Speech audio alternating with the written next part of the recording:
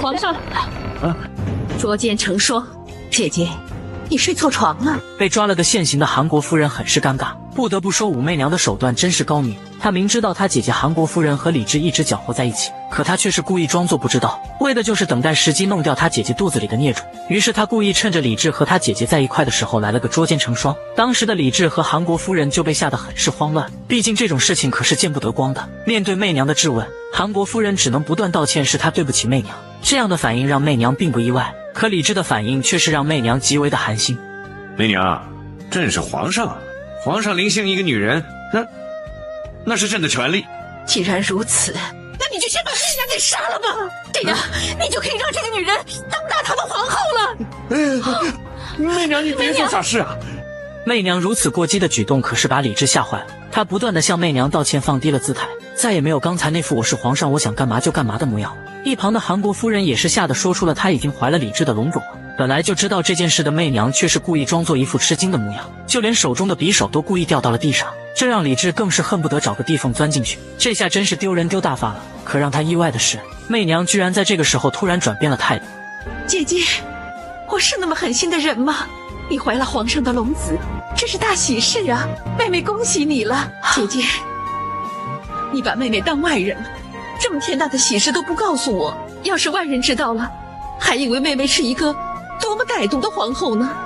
你太让妹妹伤心了。媚娘如此宽宏大量，可是让李治松了一口气。韩国夫人更是羞愧难当，殊不知这正是武媚娘的高明之处吗？由于韩国夫人卸下了防备，所以当媚娘提起带她去感业寺进香祈福的时候，她便直接答应了。到了感业寺的时候，媚娘的表现也让人看不出来她有别的企图。这时媚娘忽然提出要去她之前住过的房间去看看，韩国夫人也没多想，却不知媚娘是要对她下手了。当年的这位感业寺主持可是没少折磨媚娘的，现在的媚娘已然成为了皇后，若是她想处死这老尼姑，那也是一句话的事。皇后饶命！皇后饶命！我要是杀你，早就杀你了，还能让你活到现在？谢皇后娘娘不杀之恩。皇后娘娘有何吩咐，凭你愿干扰徒弟。本后不要你干扰徒弟，我只要你照我说的去做。皇后娘娘尽管吩咐。识相的老尼姑让媚娘很是满意，于是她拿出一包东西让老尼姑帮她。那么韩国夫人喝下了这包东西，又将会发生什么呢？怀孕5个月的少妇只是喝了一碗凉茶，没想到腹中就传来一股剧痛。姐姐怎么了？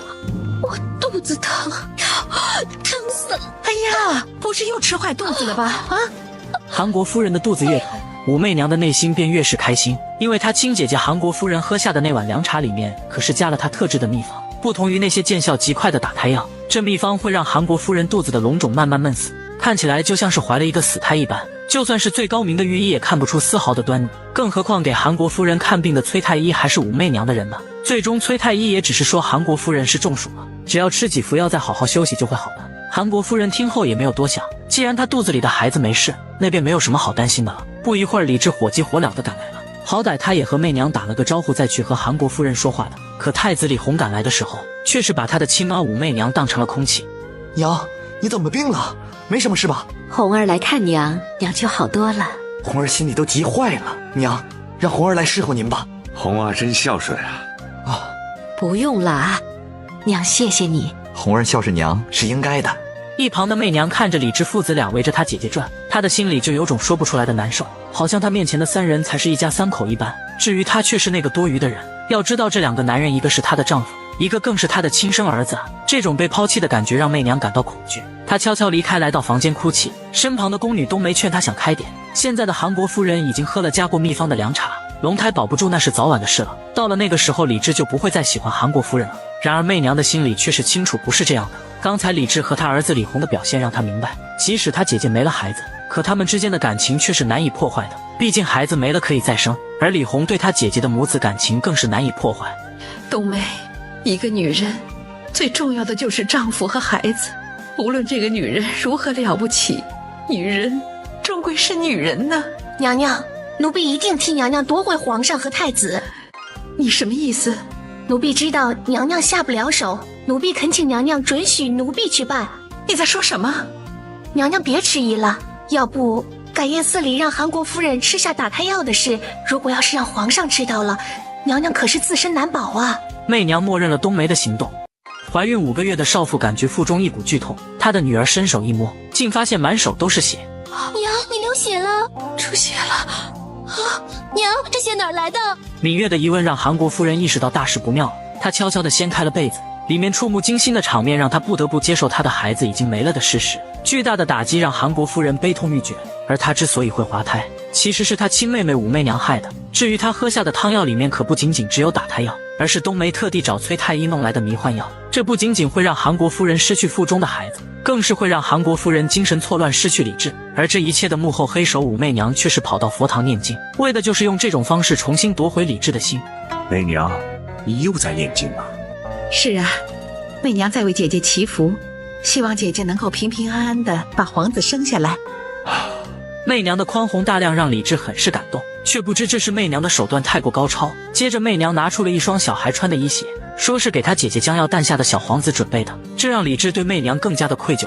他觉得能有如此仁慈体贴的皇后，真是他李治几世修来的福气。然而就在他准备跟媚娘来一次深入交流的时候，芈月急匆匆的来报韩国夫人出事了。等媚娘和李治赶到的时候，却是发现韩国夫人不仅没了孩子，就连神智也失常了。那疯疯癫癫的模样可把李治吓得不轻。太医诊治之后说是韩国夫人因为滑胎刺激太大才这样的。可怜的韩国夫人不仅没了孩子，还被武媚娘害到如此模样。怎么会这样？夫人疯了，朕的皇儿也没了。皇上别难过，姐姐会好起来的。朕的皇儿没了，朕痛心啊！媚娘也痛心，媚娘替皇上难过。朕就是想不明白。皇上别胡思乱想了，媚娘说句不该说的话。说吧。皇上对姐姐这么好，可惜姐姐她没有这个福分，皇上就别难过了，有媚娘陪着皇上，皇上会快活起来的。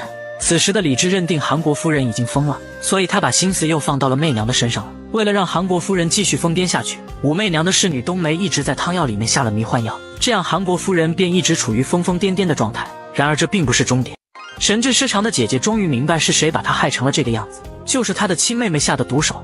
是你对我下的毒手。哦，是吗？是吗？你这个狼心狗肺的女人，你害死了我肚子里的孩子，那是皇上的骨肉啊！你现在还要害死我吗？我不想看到你肚子里的孩子，因为皇上是属于我的。媚娘的狠毒让韩国夫人觉得她妹妹不顾姐妹情谊，可媚娘却觉得是她姐姐咎由自取。要不是她武媚娘当年九死一生成为了皇后，她这个姐姐哪还有如今的荣华富贵？只可惜她姐姐偏偏要勾引她的丈夫，本来这也没什么的，毕竟李治是皇上。可坏就坏在她这个姐姐想害死她取而代之。为了让韩国夫人心服口服，媚娘甚至让人把当初给她接生礼贤的接生婆带了上来。这就是我生贤儿的时候请的那位接生婆，你还认得这个女人吧？民妇认得。那你说说，在我生孩子的时候，她跟你说了些什么？她说不救娘娘，先救皇子。武媚娘，事情都过去那么多年了，你现在还要因为这件事情来报复我吗？韩国夫人的回答足以证明当年的她有害死媚娘的想法，这对媚娘来说就已经够她对她姐姐下狠手的理由了。别说她是皇后了，就是一个普通的女子也不允许别人抢走她的儿子和丈夫的。不过念在姐妹一场的份上，她并没有打算要了她姐姐的命。等韩国夫人的病好了，她就会把韩国夫人赶出宫去。韩国夫人吓得不断地向媚娘求情，李治和李弘对她的重要程度并不比媚娘低，可不管她如何的恳求，媚娘就是铁了心要把她赶出去。求求你饶了我吧，姐姐错了，姐姐再也不敢了。媚娘，媚娘，滚开！你回家去伤心吧，我和皇上都不想再看到你，留下你一条活命已经够不错的了，你知足吧。媚娘就这么头也不回地走了，只留下韩国夫人在原地歇斯底里地发着疯。本就生病的她又受到如此大的打击，她已然处于崩溃的边缘了。在她疯疯癫癫地跑出去了之后，芈月便带人四处去找她，这很快就惊动了武媚娘和李治。也不知道找了多久，芈月终于在一处漆黑的假山里面找到了她的母亲。此时的韩国夫人已然出气多进气少了，眼看是活不了多久了，更何况如今的她还没有活下去的希望了。她怀孕5个月的皇儿被害得滑胎，她又被媚娘弄得疯疯癫癫不人不鬼，想要夺回圣宠那是没有可能了。武媚娘杀死了娘肚子里的孩子，是她杀死了娘。韩国夫人就这样离开了人世。接下来就是芈月向武媚娘复仇的时候了。她的心里明明很高兴，却是不得不装出一副很伤心的模样，可她那掩饰不住的表情却是将她给出卖了。姐姐，你怎么这样就去了呢？你怎么这样就走了呢？芈月怒视着她的亲姨母武媚娘，刚才她的母亲临死前就告诉过她，是武媚娘害死她母亲腹中的孩子，也是武媚娘害死的她母亲。可如今的她即使知道真相，也不能把武媚娘怎么样，毕竟武媚娘是皇后。不多时，闻讯赶来的太子李弘质问着李治，他那比亲妈还要亲的韩国夫人究竟是不是他亲妈武媚娘下的毒手？这可把李治吓了一大跳。红儿，你是太子啊，你不能这样怀疑你母后。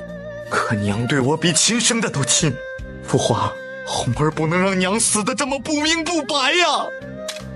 红儿，你要干什么？红儿要替他讨回公道。李弘这副杀气腾腾的模样让李治害怕，现在根本没有证据证明武媚娘就是害死韩国夫人的凶手，就算是有，那也轮不到李弘去杀武媚娘的，毕竟武媚娘可是李弘的亲妈呀。可不管他怎么说，李弘就是一副大义灭亲的模样。无奈之下，李治只好让李弘亲自去查明一切。可李弘不知道的是，崔太医已然决定自我了断了，毕竟韩国夫人的死和他脱不了干系。为了不连累武媚娘，他只能选择这种方式永远保守秘密。等李弘带人赶到的时候，确实发现崔太医已经断气了。这要说韩国夫人的死没什么问题的话，那李治是肯定不会相信的，而且他已然怀疑这件事就是媚娘干的了。毕竟韩国夫人之死的最大受益者就是皇后武媚娘。虽然李治的嘴上没说武媚娘可能就是凶手，可武媚娘哪还看不出来李治已经怀疑她了呢？她不断地向李治解释，贵为皇后的她没有让人去害她的姐姐，更没有杀死她亲姐姐的想法。为此她甚至可以发誓，这就是武媚娘高明的地方了。谋害韩国夫人的主意是她引导冬梅去做的，而且韩国夫人的死也只是她逼的，所以她现在才有底气和李治辩驳。好，既然你们父子俩都怀疑是我杀死了我姐姐，那就把臣妾杀了吧！不是媚娘逼皇上，是皇上逼媚娘。李治被媚娘说的愣住了。不久之前，武媚娘的姐姐韩国夫人死得太过蹊跷，她只是对媚娘有所怀疑而已，没想到媚娘反而是怪起她来了。这些年来，武媚娘一直与她生死与共，可以说没有武媚娘的帮助，就凭她是不可能有今天的。曾经的李治发下只爱媚娘一人的誓言，却没想到李治转眼又把心放到了韩国夫人的身上。媚娘之所以没有用誓言来强行给李治施压，为的就是今天。皇上背叛了自己的誓言，媚娘责问过皇上吗？相反，姐姐怀了皇上的骨肉，媚娘替皇上高兴，对姐姐关怀备至。媚娘这个皇后有哪一点做的不对了？媚娘，委屈你了，是朕不对，朕不该怀疑你的。李治被武媚娘说得惭愧万分，他对媚娘的怀疑也随之烟消云散了。可芈月却是清楚害死他母亲韩国夫人的凶手就是武媚娘，为此他故意接近李治，并且利用了李治对他母亲的亏欠，成为了魏国夫人。对此媚娘并没有反对，在他看来芈月只是15岁的孩子，对他没有什么太大的威胁，却不知眼前这个清纯可爱的芈月以后会让他付出怎样惨痛的代价。不久之后，芈月找到了李弘，他故意将他母亲死前的种种异常表现全都告诉了李弘，为的就是进一步的离间武媚娘和李弘之间的母子关系。我现在告诉你，娘临死的时候跟我说过一句话。他说什么？他说是武媚娘杀了娘肚里的皇儿，也是她杀了娘。不会是这样吧？不会是这样的。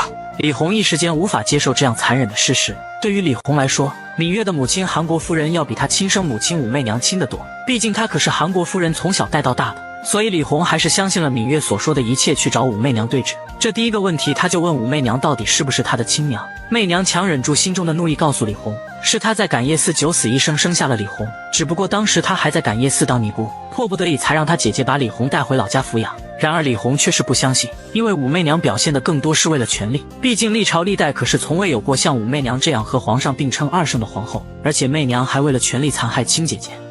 你最爱的是权力，是朝政，是跟父皇一起掌控天下。你怎么说出这种话？你要知道，母后为了能让你成为太子，都做了些什么？知道，红儿什么都知道。红儿，你真是长大了，翅膀长硬了。红儿不能不说，母后，娘可是你的亲姐姐，父皇就算是喜欢她，你也不能连她。你把这个不孝之子拿下，刑杖伺候。媚娘选择了用权力堵住了李弘的嘴。儿子不听话怎么办？那就打一顿。可即使是被打得皮开肉绽，李弘也强忍着疼痛没有吭出声。俗话说打在儿身痛在娘心，刚才还生气的媚娘顿时后悔了，只是她已经下了的命令却是不好收回了。得知此事的李治顿时就去质问媚娘了，好歹李弘也是他俩的亲生儿子，有什么做的不对的地方好好说教说教就是了，又何至于下这么重的手？若是打坏了那可怎么办？面对李治的质问，媚娘不但不觉得自己做错了，她反倒说是她迫不得已的，这可把李治气得不行。夫妻二人也因此生出了间隙。不得不说，芈月还是有点手段的，她不断地挑唆李红和武媚娘之间的母子关系，并且还让李红多加防备野心极大的武媚娘。李红被武媚娘重责的事很快就被上官仪得知了，这对上官仪来说可是绝佳的机会，他准备利用这个让李治和李红一起对付武媚娘。于是他找到了李红，并且故意说如今的大唐阴盛阳衰，其实是在暗示武媚娘手中的权力已经影响到大唐的国运了。若是再继续这样下去的话，只怕大唐的江山就不姓李了。李红对此深以为然，其实李治又何尝不知道武媚娘手中拥有的权力过大了呢？可如今武媚娘的羽翼已经丰满了，像许敬宗和李义府这样手握重权的大臣可都是支持武媚娘的。红儿希望父皇做一个皇权在握的皇上，而不是让母后牵着鼻子走。那红儿，你想要朕怎么做？先拿李义府开刀，此人阴险狡诈，胡作非为，朕可借机除掉他。第二天的时候，李义府被人弹劾卖官鬻爵、抢占良田等多项罪责，结果这李义府竟然连解释都懒得解释，就这么直接走了，这可把李治气得不轻。这个李义府，他眼里还有朕吗？李大人仗着皇后娘娘撑腰，眼里自然没有皇上了。好啊，好，朕就让他猖狂去，朕非要给他点颜色瞧瞧不可。自此之后的李义府非但不加以收敛，仗着有武媚娘撑腰，他反倒是愈加的猖狂了。此时的他并不知道他将要为今日的猖狂付出怎样的代价。他夜闯寡妇门，却没想到小寡妇已然等候他多时了。老爷，让小女子来伺候您吧。哎呦，真是个小乖乖。这个小乖乖可不乖，他可是犯了谋杀亲夫的重罪，却没想到他被色胆包天的李义府看中了。为了满足自己的私欲，李义府想出了一个极为荒唐的办法，那就是让他扮演小乖乖的丈夫。若是小乖乖杀不了他，那就证明小乖乖没有谋杀亲夫。当天晚上，李义府就迫不及待地闯进了小乖乖的房间。哎呦，真是个小乖乖。如果我跟您说我家那死鬼是我杀的，您信吗？你为什么要杀他呀？因为那死鬼老打我。哎呀，喜欢都喜欢不过来，怎么舍得打你呢？此时的李义府心里已然乐开了花，小寡妇的把柄落在了他的手里，就凭着他手中的权力，把小寡妇收为他的小妾，那可就太简单了。可他不知道的是，上官仪已然掌握他滥用职权不顾国法的罪证了。第二天早朝上，上官仪和太子李弘便联手弹劾了李义府。整个过程中，武媚娘都没有帮李义府说话，因为她察觉到了不正常。俗话说打狗还要看主人，李治明知道李义府是他的人，却是没有过问他的意见，就直接把李义府拿下了。显然这件事是冲着他来的。皇上此番举动实是对着娘娘而来，打压李义府实际上就是打压忠于娘娘的这一大批大臣呢。何止是皇上，只怕连太子殿下也巴不得你们这些人倒霉呢。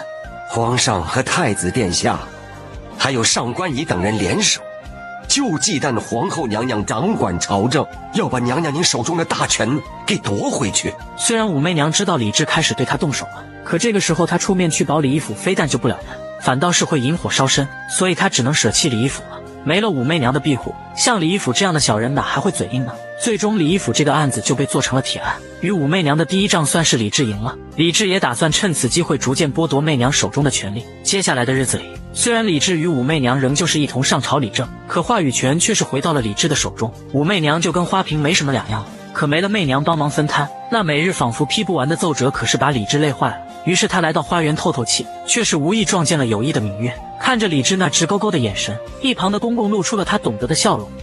一阵银铃般的笑声引起了男人的注意，他走近一看，竟发现是他的外甥女。那天真灿烂的笑容让他不禁想起了他老婆年轻时的样子。皇上，你会荡秋千吗？朕会的，朕也会的。那皇上来荡秋千啊！好。李治的嘴上虽然答应了，可光天化日之下，他也不好跟着芈月一起荡秋千，他就这么在一旁静静地欣赏着。有了芈月的陪伴，李治的心情变好了许多，他甚至都有种年轻许多的感觉。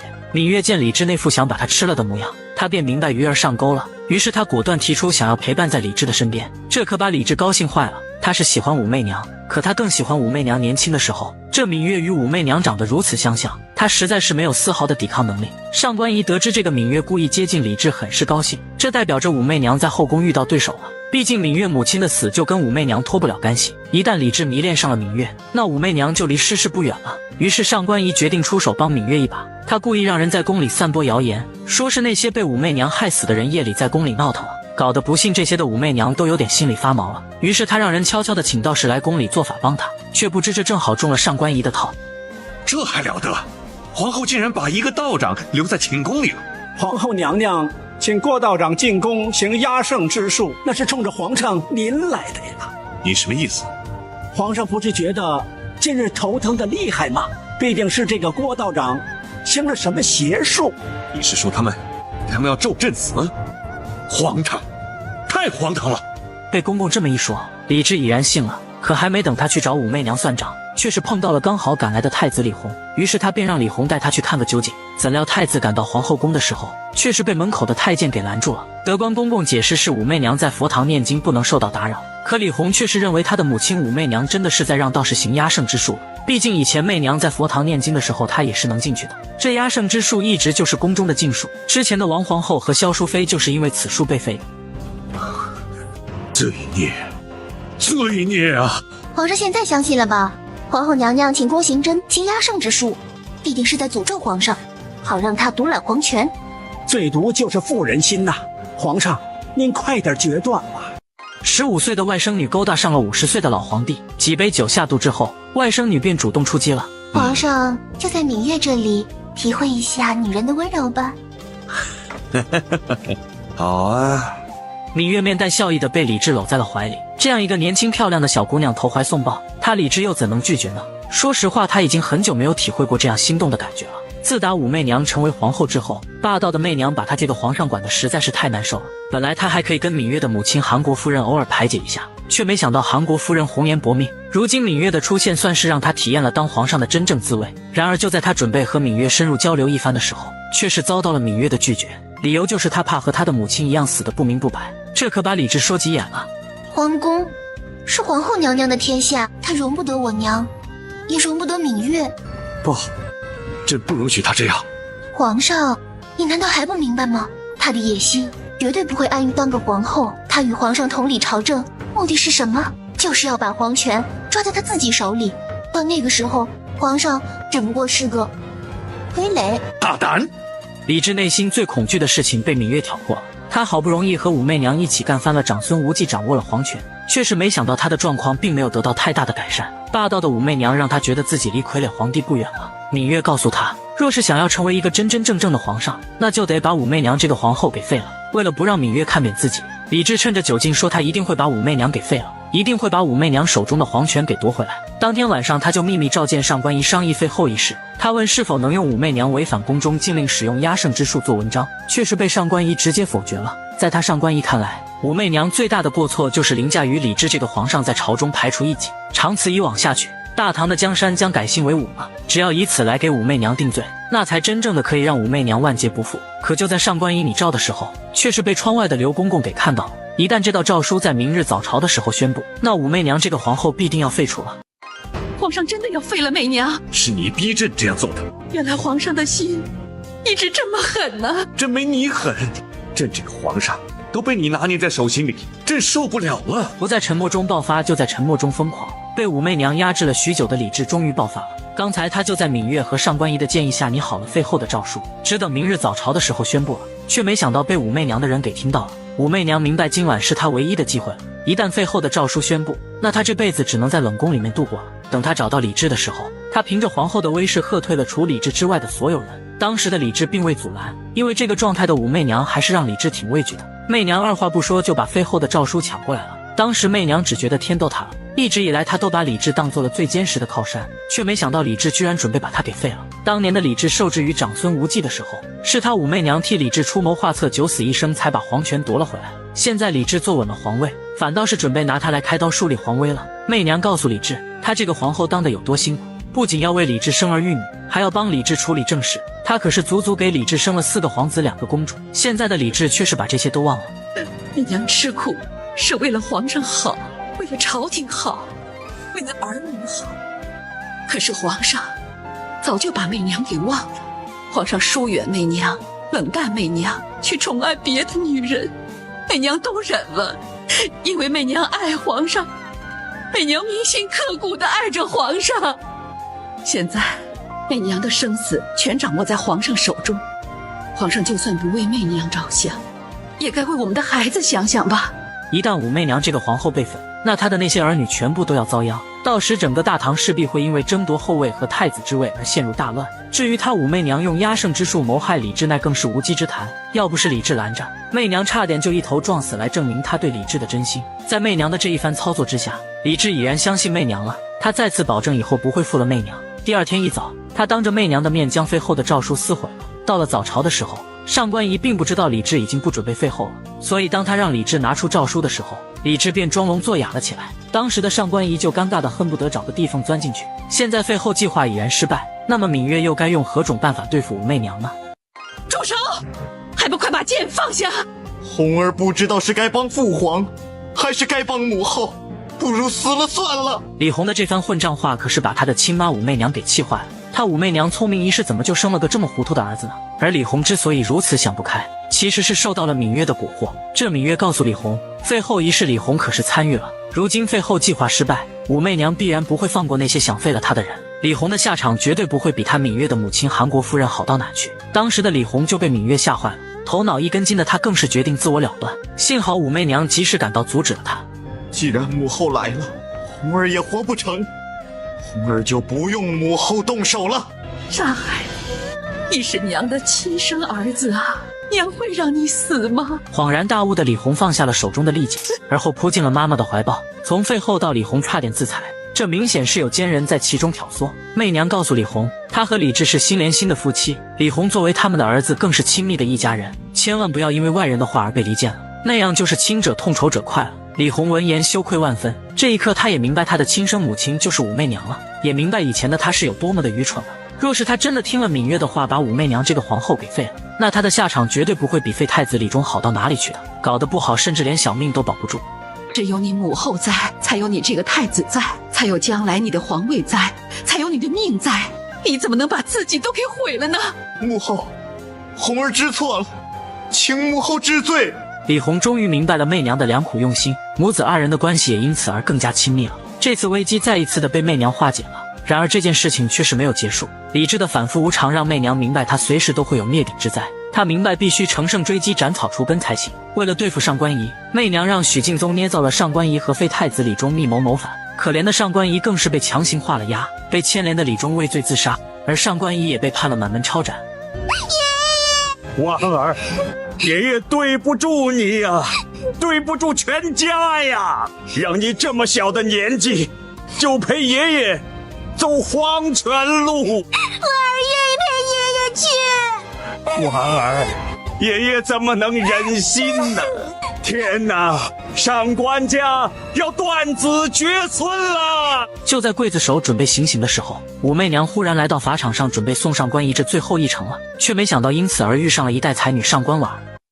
我叫上官婉儿。上官婉儿，听说过上官大人家有个绝顶聪明的孙女儿，就是你吧？就是这么一次偶然的相遇，却是改变了上官婉儿的一生。今天本是上官家被满门抄斩的日子，却没想到武媚娘专程来到刑场，要给上官仪送行。聪明却又不畏权贵的上官婉儿让武媚娘很是欣赏。她告诉上官婉儿，要是想找她为上官家报仇的话，那首先要做的就是活下去。她会给上官婉儿这个机会，她倒要亲眼看看，等上官婉儿长大之后是怎样找她报仇的。武媚娘的这份气魄让上官仪很是佩服。他们上官家总算是不用断子绝孙了。离开之前，上官仪叮嘱上官婉儿不要找武媚娘报仇，就当是为她这个爷爷好好的活着。这一次武媚娘是赢麻了，她在朝中的威慑力也进一步的提升了。然而她并不满足于此，为了进一步扩大她武媚娘在大唐的影响力和知名度，她决定去泰山亲自主持封禅大典。要知道，只有在太平盛世的时候的帝王才有资格举行封禅大典的。武媚娘此举就是要告诉世人，她武媚娘这个皇后和皇上地位是一样的。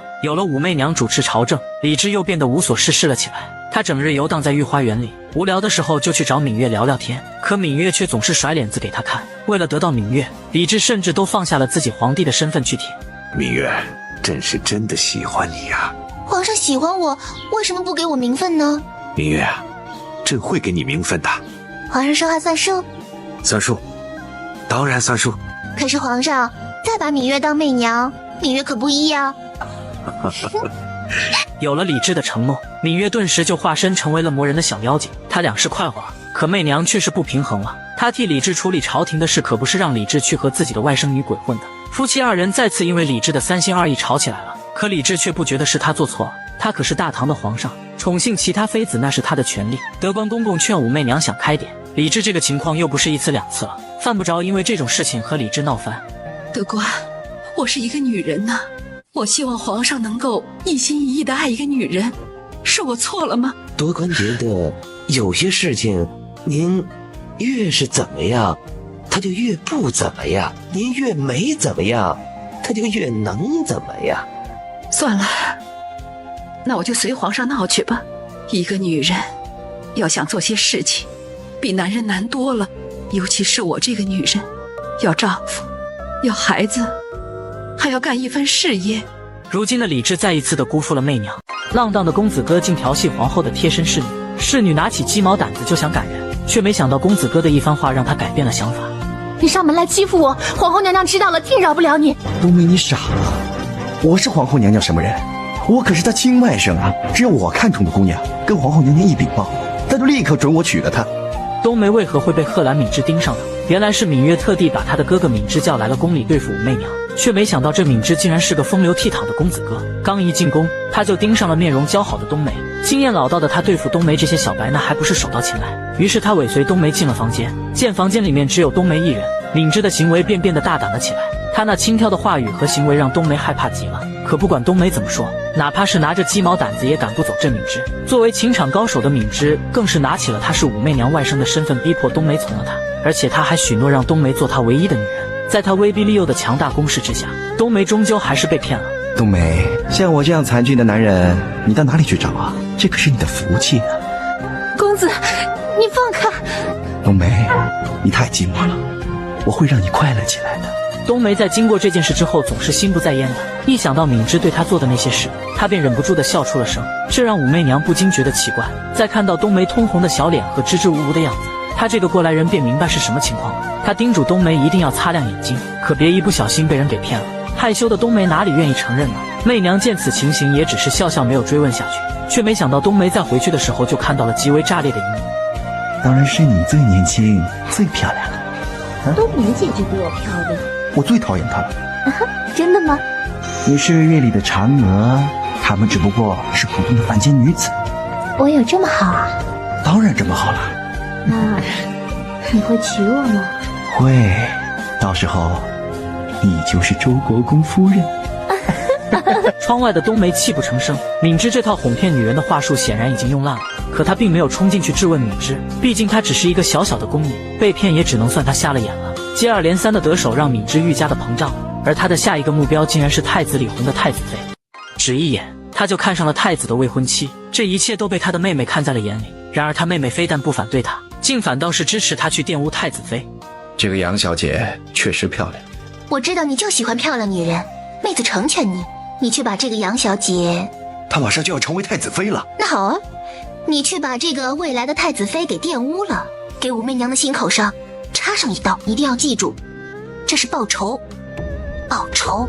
芈月让他哥哥用这种奇葩的方式为他们的母亲韩国夫人报仇，是因为武媚娘的手段太过厉害了。如今皇上李治和太子李弘的心都被武媚娘拉了回去，他芈月完全找不到任何机会报仇。这个杨小姐可是武媚娘特地选给李弘当太子妃的，一旦他芈月可以破坏掉这门婚事，那说不准就有对付武媚娘的转机。别的事情或许他贺兰敏之没把握，可这种糟蹋黄花大闺女的事，他可是手到擒来的。当天晚上，他就伪装成太子李弘夜访杨府，并未见过李弘的杨小姐还以为是真的呢。刚一见面，敏之便故意装作一副谦谦君子的模样，再搭配他那俊秀的外表，杨小姐便对这个假太子好感大增。两人就这么探讨诗词聊了半天。到了离开的时候，敏之故意来了一招欲擒故纵。杨小姐，那我告辞了。殿下留步，不知殿下可否与小女子到书房看看？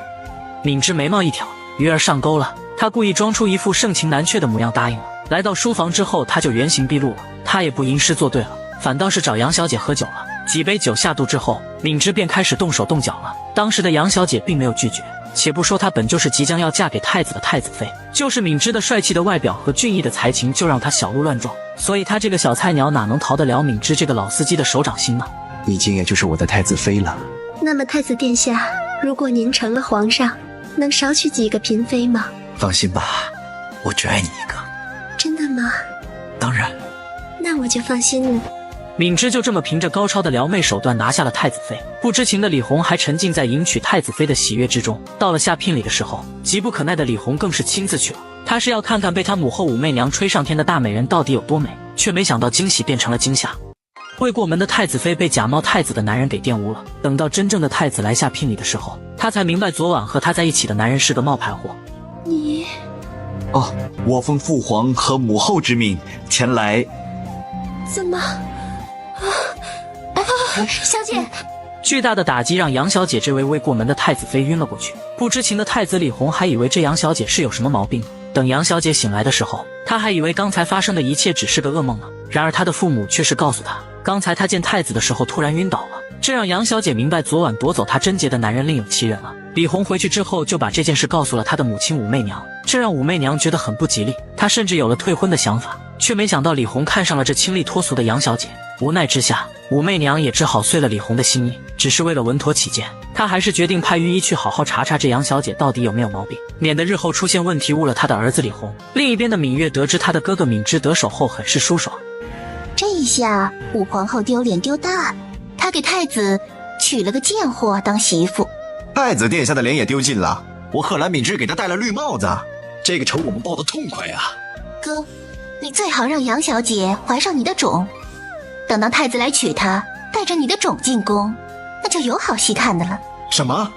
芈月如此疯狂的想法可把芈之吓坏了。上一次她可是假扮太子接近杨小姐才得手的，再去被发现她是冒牌货的话，那她的小命可就保不住了。所以她可不会在这个节骨眼去找死的。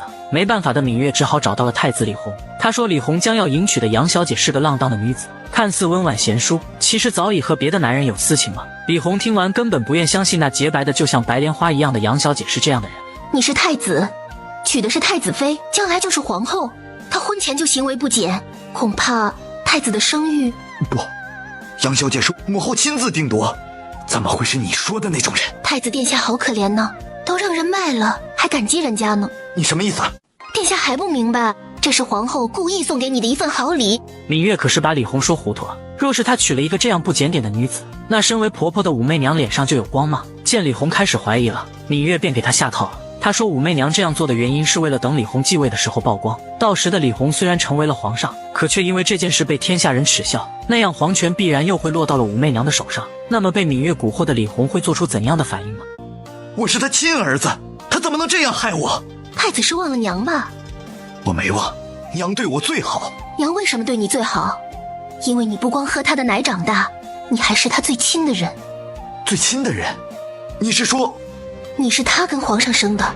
在芈月的这番误导之下，脑袋瓜子不灵光的李红又错误地认为她的亲生母亲是韩国夫人了。可让她不解的是，害死韩国夫人的武媚娘又为何立她为太子？芈月告诉她，其实这是武媚娘为了保住自己的后位，毕竟武媚娘的皇位之位是接连害死萧淑妃和王皇后得来的。若是不让李红取代李忠的太子之位，那武媚娘就会被上官仪联合太子一党给除掉了。被芈月误导的李红心乱如麻，晚上做梦的时候都是芈月对她说的那些可怕的话语。被噩梦惊醒的李红拿起佩剑，疯狂地发泄着内心的情绪。愤恨的他更是让人尽快去查清那个和他的未婚妻杨小姐有私情的男人到底是谁。而李红所要找的贺兰敏之却是丝毫没有意识到大难临头了。喝多了的他竟然还和他的狐朋狗友们诉说着他的英勇战绩。一开始他的这些朋友们还以为他是在吹牛，可当敏之说起他和杨小姐的那些细节的时候，他的朋友们却是纷纷竖起了大拇指。这都多让太子戴了绿帽子，说不定皇上也戴了绿帽子。你懂什么？皇上只有皇后一个女人，而本国公把宫里所有的女人都当成自己的。本国公可比皇上潇洒风流多了。佩服佩服佩服佩服佩服佩服！敏之的小日子那过得叫一个舒坦，可芈月却是担心他的哥哥会误事。他们的目的可是要向武媚娘报仇，所以他需要他的哥哥多去找几次杨小姐，为的就是让杨小姐怀上敏之的种。可不管他怎么说，敏之就是不愿在这个节骨眼上冒险。他是喜欢漂亮女人不假，可他更怕死啊！胆小鬼，你就这么怕死啊？我为什么要死啊？我还没活够呢。妹子，我走了。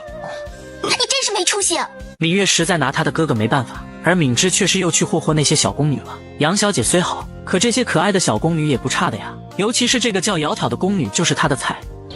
好一个如花似玉的丫头啊！本公子的艳福来了。一群可爱的宫女正在陪着小公主玩耍，完全没有注意到有个贼头贼脑的男人在偷看。等到宫女玩捉迷藏落单的时候，男人便一把将她拉进了漆黑的假山洞里面去了。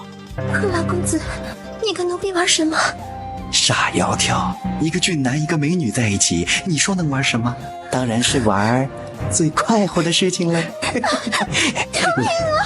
救命！可怜的窈窕就这么被贺兰敏之得手了。经过漫长的3分钟，敏之很是满足的起身了。他夸赞着窈窕很不错很润，气得窈窕大骂他是个大流氓。山洞内的声响引起了太平公主一行人的注意。当他得知他的侍女窈窕被敏之糟蹋了的时候，愤怒至极的太平公主拔剑就要杀了他的淫贼表哥，吓得敏之一路跑到了武媚娘那里才保住了小命。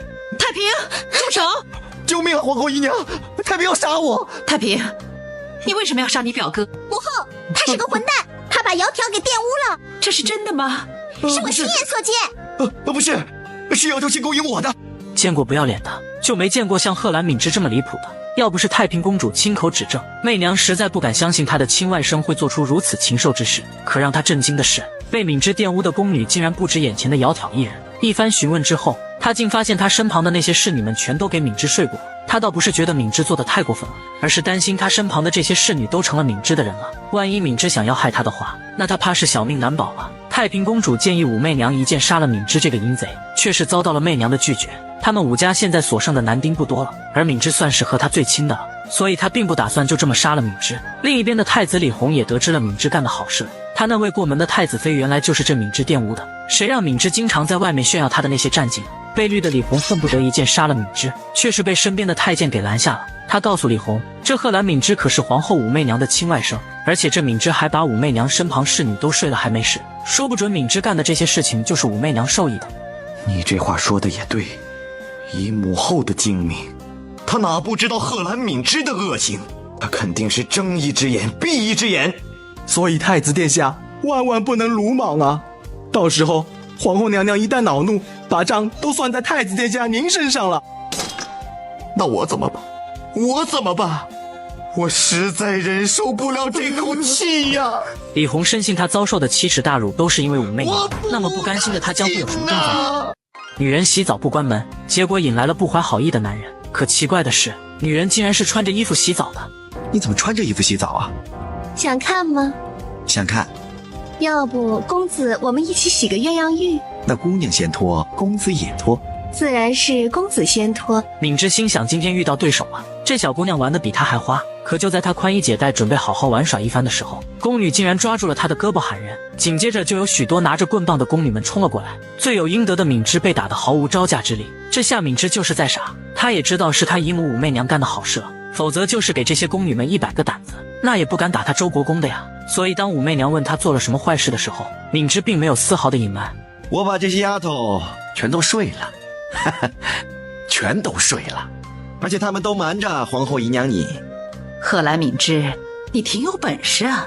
姨娘，你不能怨我，谁让本公子是长安第一才俊，姑娘们心目中的梦中情人，我睡他们，他们都乐意。那是强暴。不对，他们一个个都很乐意跟本公子睡。皇后姨娘，没想到吧？这皇后宫啊，没有黄花闺女了。贺兰敏之皮厚的程度刷新了媚娘的认知，这种事敏之非但不觉得自己做错了，竟反倒以此为荣。要不是他们武家就剩这么一个直系的男丁，他媚娘恨不得一刀杀了这无耻的亲外甥敏之。他本来是想要好好培养一下敏之的，却没想到敏之自己把一手好牌打得稀巴烂。对于敏之这种管不好自己兄弟的人，武媚娘便罚他10年不准碰女人，这可把敏之吓坏了。这种惩罚可比杀了他还要难受的呀！他跪在地上不断地向武媚娘求饶，见敏之认错的态度还算不错，媚娘便再给了他一次机会。不过这宫里他是别想再进来了。至于这些被敏之霍过的宫女是不能再用了，最好的出路就是送到感业寺当尼姑了。夜晚敏之在收拾东西准备出宫的时候，芈月确实来了，她并没有安慰她的哥哥，反倒是嘲笑他哥哥很没用，这让心情本就郁闷的敏之更加的窝火了。他被芈月叫进宫里对付武媚娘，结果芈月现在好好的，他倒是要被赶出宫了。贺兰芈月，你别老是教训我，有本事你自己去报仇啊！我是在报仇，我让皇上疏远皇后，我又让太子殿下对皇后起疑心，只不过皇后她手段比我要高明得多，我没有办法成功。我也没有成功，我最来劲的就是把太子妃给睡了。那你甘心搬出宫？老子还没睡遍宫里的女人呢，老子当然不甘心。贺兰敏之，如果你是一个男人的话，你今晚就杀了武皇后。好，杀！芈月的话语激起了他哥哥的血性。贺兰敏之何时受到过这等的屈辱？更何况武媚娘还和他有杀母之仇。那么这次敏之的刺杀又将会怎样呢？怕什么？我倒要看看这个刺客有什么本事！遭遇刺客行刺的媚娘嘴上说不慌，可刺客真的杀到她面前的时候却是慌了。好在她的儿子李弘及时赶到，这才化解了一场危机。而李弘之所以会来这里，其实是他想要找武媚娘讨个说法，毕竟他的未婚妻杨小姐就是贺兰敏之给玷污的。可让他没想到的是，半路上他竟然碰到了一名准备行刺皇后武媚娘的刺客，所以他才能及时的出现拦住了刺客。打斗过程中，媚娘瞅准时机扔书卷帮助李弘打伤了刺客，负伤的刺客只能败退。可就在李弘准备追出去抓刺客的时候，武媚娘却是阻止了他。倒不是媚娘看出了刺客的真实身份，而是她不想她的儿子去冒险。其实这刺客乃是芈月的哥哥敏之，要不是他跑得快，今晚他的这条小命怕是要交代了。就在芈月给他哥哥处理伤口的时候，门外搜查刺客的御林军忽然来了。贺兰公子，还有魏国夫人，你们一直都在这寝房里吗？是的，我身体有点不舒服，一直和周国公在寝房里。周国公不是要走了吗？怎么还在这里？本国公东西都收拾好了，是要走的。可是芈月生病了，我做哥哥的留下来照顾一下，不行吗？虽然御林军将军不是很聪明，可敏之那苍白的脸色却是让他起了疑心。于是他便让手下好好的搜查一下这里，吓得芈月赶紧出言阻止。要是让御林军们发现敏之受伤了，那他兄妹俩可就完了。所以他编造了一个让御林军们不敢搜查的理由，说是昨天晚上李治就睡过他的床。无奈之下，将军只好拿芈月的话回去复命了。好在当时的李治反应的及时，打断了将军的话，要不然他和芈月的事就要被媚娘知道了。依朕看呐，敏之行事虽然荒唐，但他是个浮浪之人，喜欢的是跟姑娘们厮混，还不至于大胆到干出这种悖逆之事。至于芈月嘛，她一个小丫头，知道什么呀？既然皇上都这么说了，那就这样吧。第二天一早，李治就去看望芈月的病情了。可芈月那有说有笑的模样，哪还像是生病了呢？他捏了捏芈月的鼻子，他以为是他冷落了芈月，所以芈月才称病骗他来的。这场危机就被芈月这般机智的化解了。泰山封禅在即，媚娘并不打算继续追查刺客了，当务之急还是把泰山封禅大典举行好。至于刺客到底是谁，聪明过人的他已然有怀疑的对象了。注意一下贺兰敏之和贺兰芈月这两个人，特别是贺兰芈月，他们两个是皇后娘娘的亲外甥。如今的媚娘已然对芈月起了疑心。50多岁的老皇帝和外甥女大白天的待在一起，他不但没有丝毫的羞耻之心，竟还和外甥女说起了让人脸红的话。你这样体贴温婉，就像你娘；你这样聪明伶俐，又像你姨娘。你把他们两个身上的好处都占全了，令朕着迷呀。皇上，你把芈月想得太好了，其实芈月没这么好。你就是这么好，就是这么好。就在李治想要和芈月深入交流一番的时候，芈月却是不高兴了。这种偷偷摸摸的日子他实在是受够了。一旁的李治哪还不知道芈月想要的是什么呢？可他并不想因为这件事和媚娘闹翻，所以他便像往常那般继续给芈月画大饼了。不得不说他的这一套还是挺管用的，只是不出意外的话就要出现意外了。门外忽然有公公通报武媚娘来了，这可把李治吓坏了。姨娘来了。芈月，快去躲躲吧。皇上就这么没出息吗？哎呀，朕回头再给你解释，千万别让他看见你啊！来，去。虽然芈月心中极为的不情愿，可她也只好乖乖的按照李治的意思躲起来了。等媚娘进来的时候，李治便装出一副病怏怏的样子。此时的媚娘并未多想，她这次来找李治其实是为了她的两个堂兄的事。如今封禅大典即将举行，她的两个堂兄非但不帮她，竟反倒是拖她的后腿。她都已经收到了好几本弹劾她堂兄鱼肉百姓的奏折了，所以媚娘必须解决这个祸患，以防会坏了她的名声，甚至会影响到封禅大典的进行。此时心里有鬼的李治哪还有半点不同的意见呢？媚娘就是要给她的两个堂哥升官，她也没有丝毫的意见。可让李治和芈月意外的是，媚娘竟然要把她的两位堂哥交给大理寺，说是一旦罪证确凿就按国法办理。为了让媚娘赶紧走，李治的态度那是好的不得了。皇上认为怎么样？媚娘，你想得太周到了，朕同意，就按媚娘的意思办。那好，媚娘还有事，我先走了。媚娘，你快去忙吧。离开的时候，媚娘忽然发现李治的龙袍上面有一条红色的丝带，这可把李治吓坏了。好在媚娘并没有挑破，就这么直接走了。刚才李治的表现简直就像老鼠遇到了猫，这让芈月明白他是指望不上李治了。所以他并没有留下来陪李治，而是出宫去找武媚娘的2个堂哥，也就是他的2个舅舅。那么他会怎样利用他的2个舅舅对付武媚娘呢？皇后已经准备拿你们2个开刀了。真的？当然是真的。你是怎么知道的？皇后向皇上禀报此事的时候，我就在皇上身边。武媚娘，你真狠呐你！狠的还在后头呢。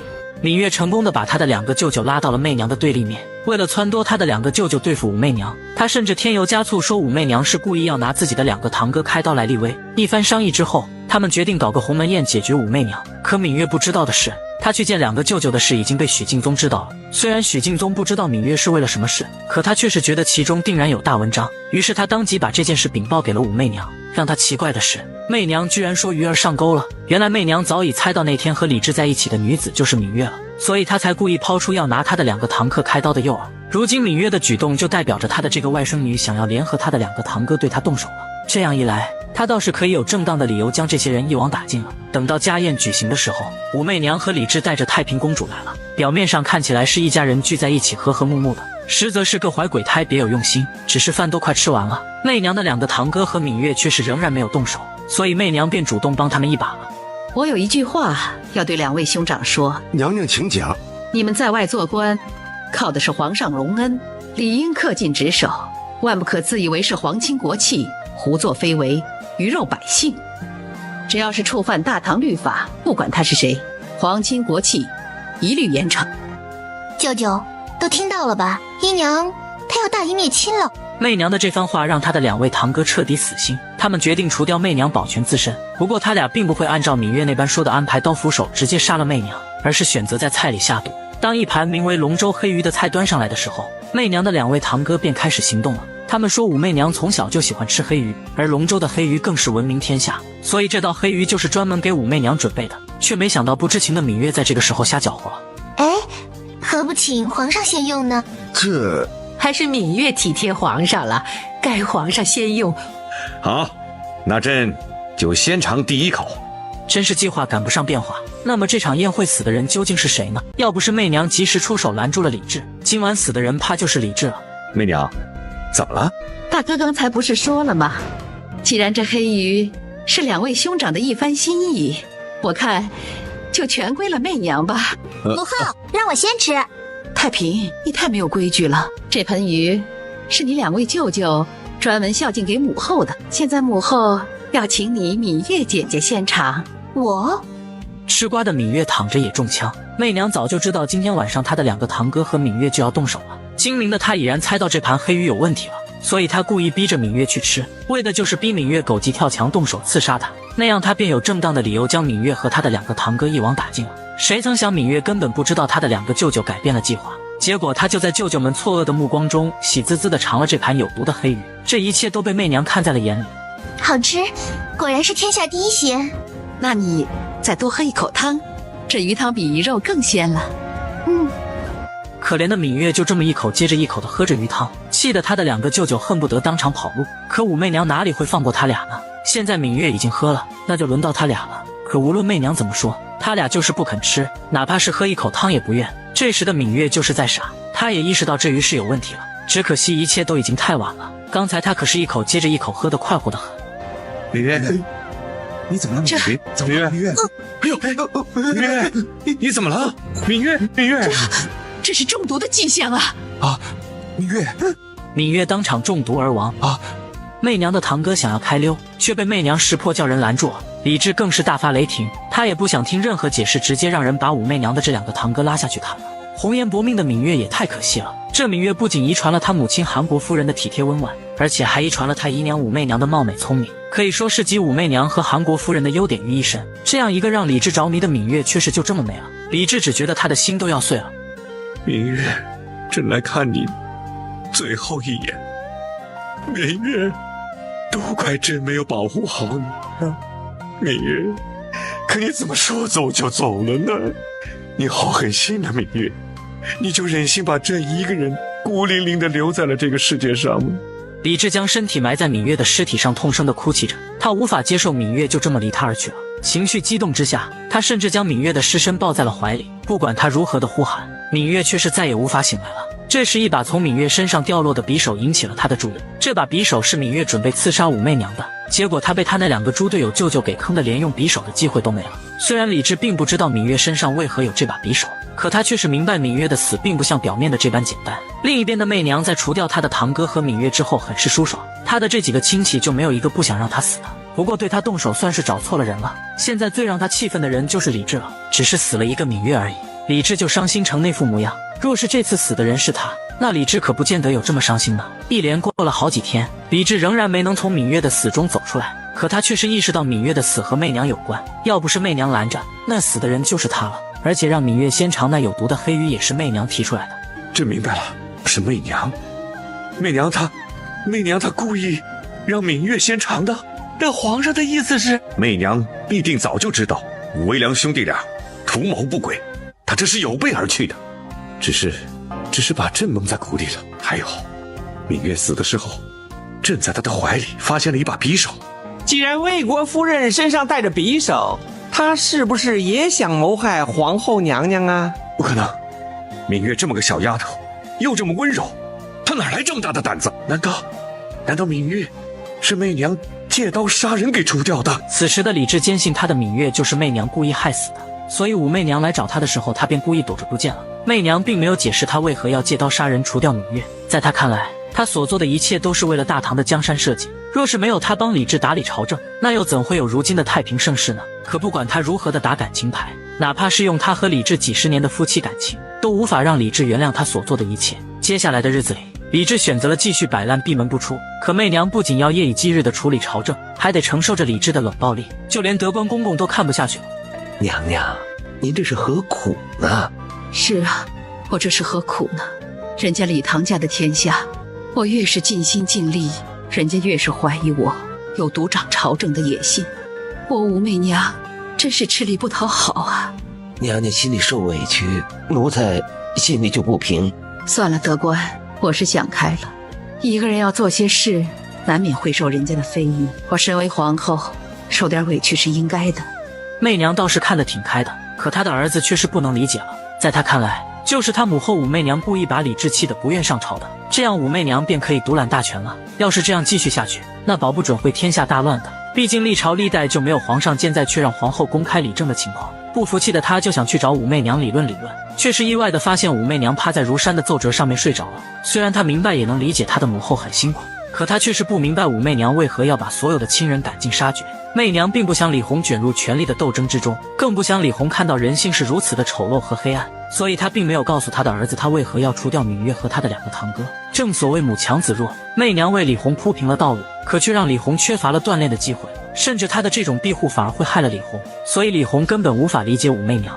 父皇毕竟是皇上，看着身边亲人一个个死去，叫他怎么能受得了呢？2个舅舅虽然品行不端，但毕竟是母后的亲人，母后把自己身边的亲人都除光了，这对母后你有什么好处？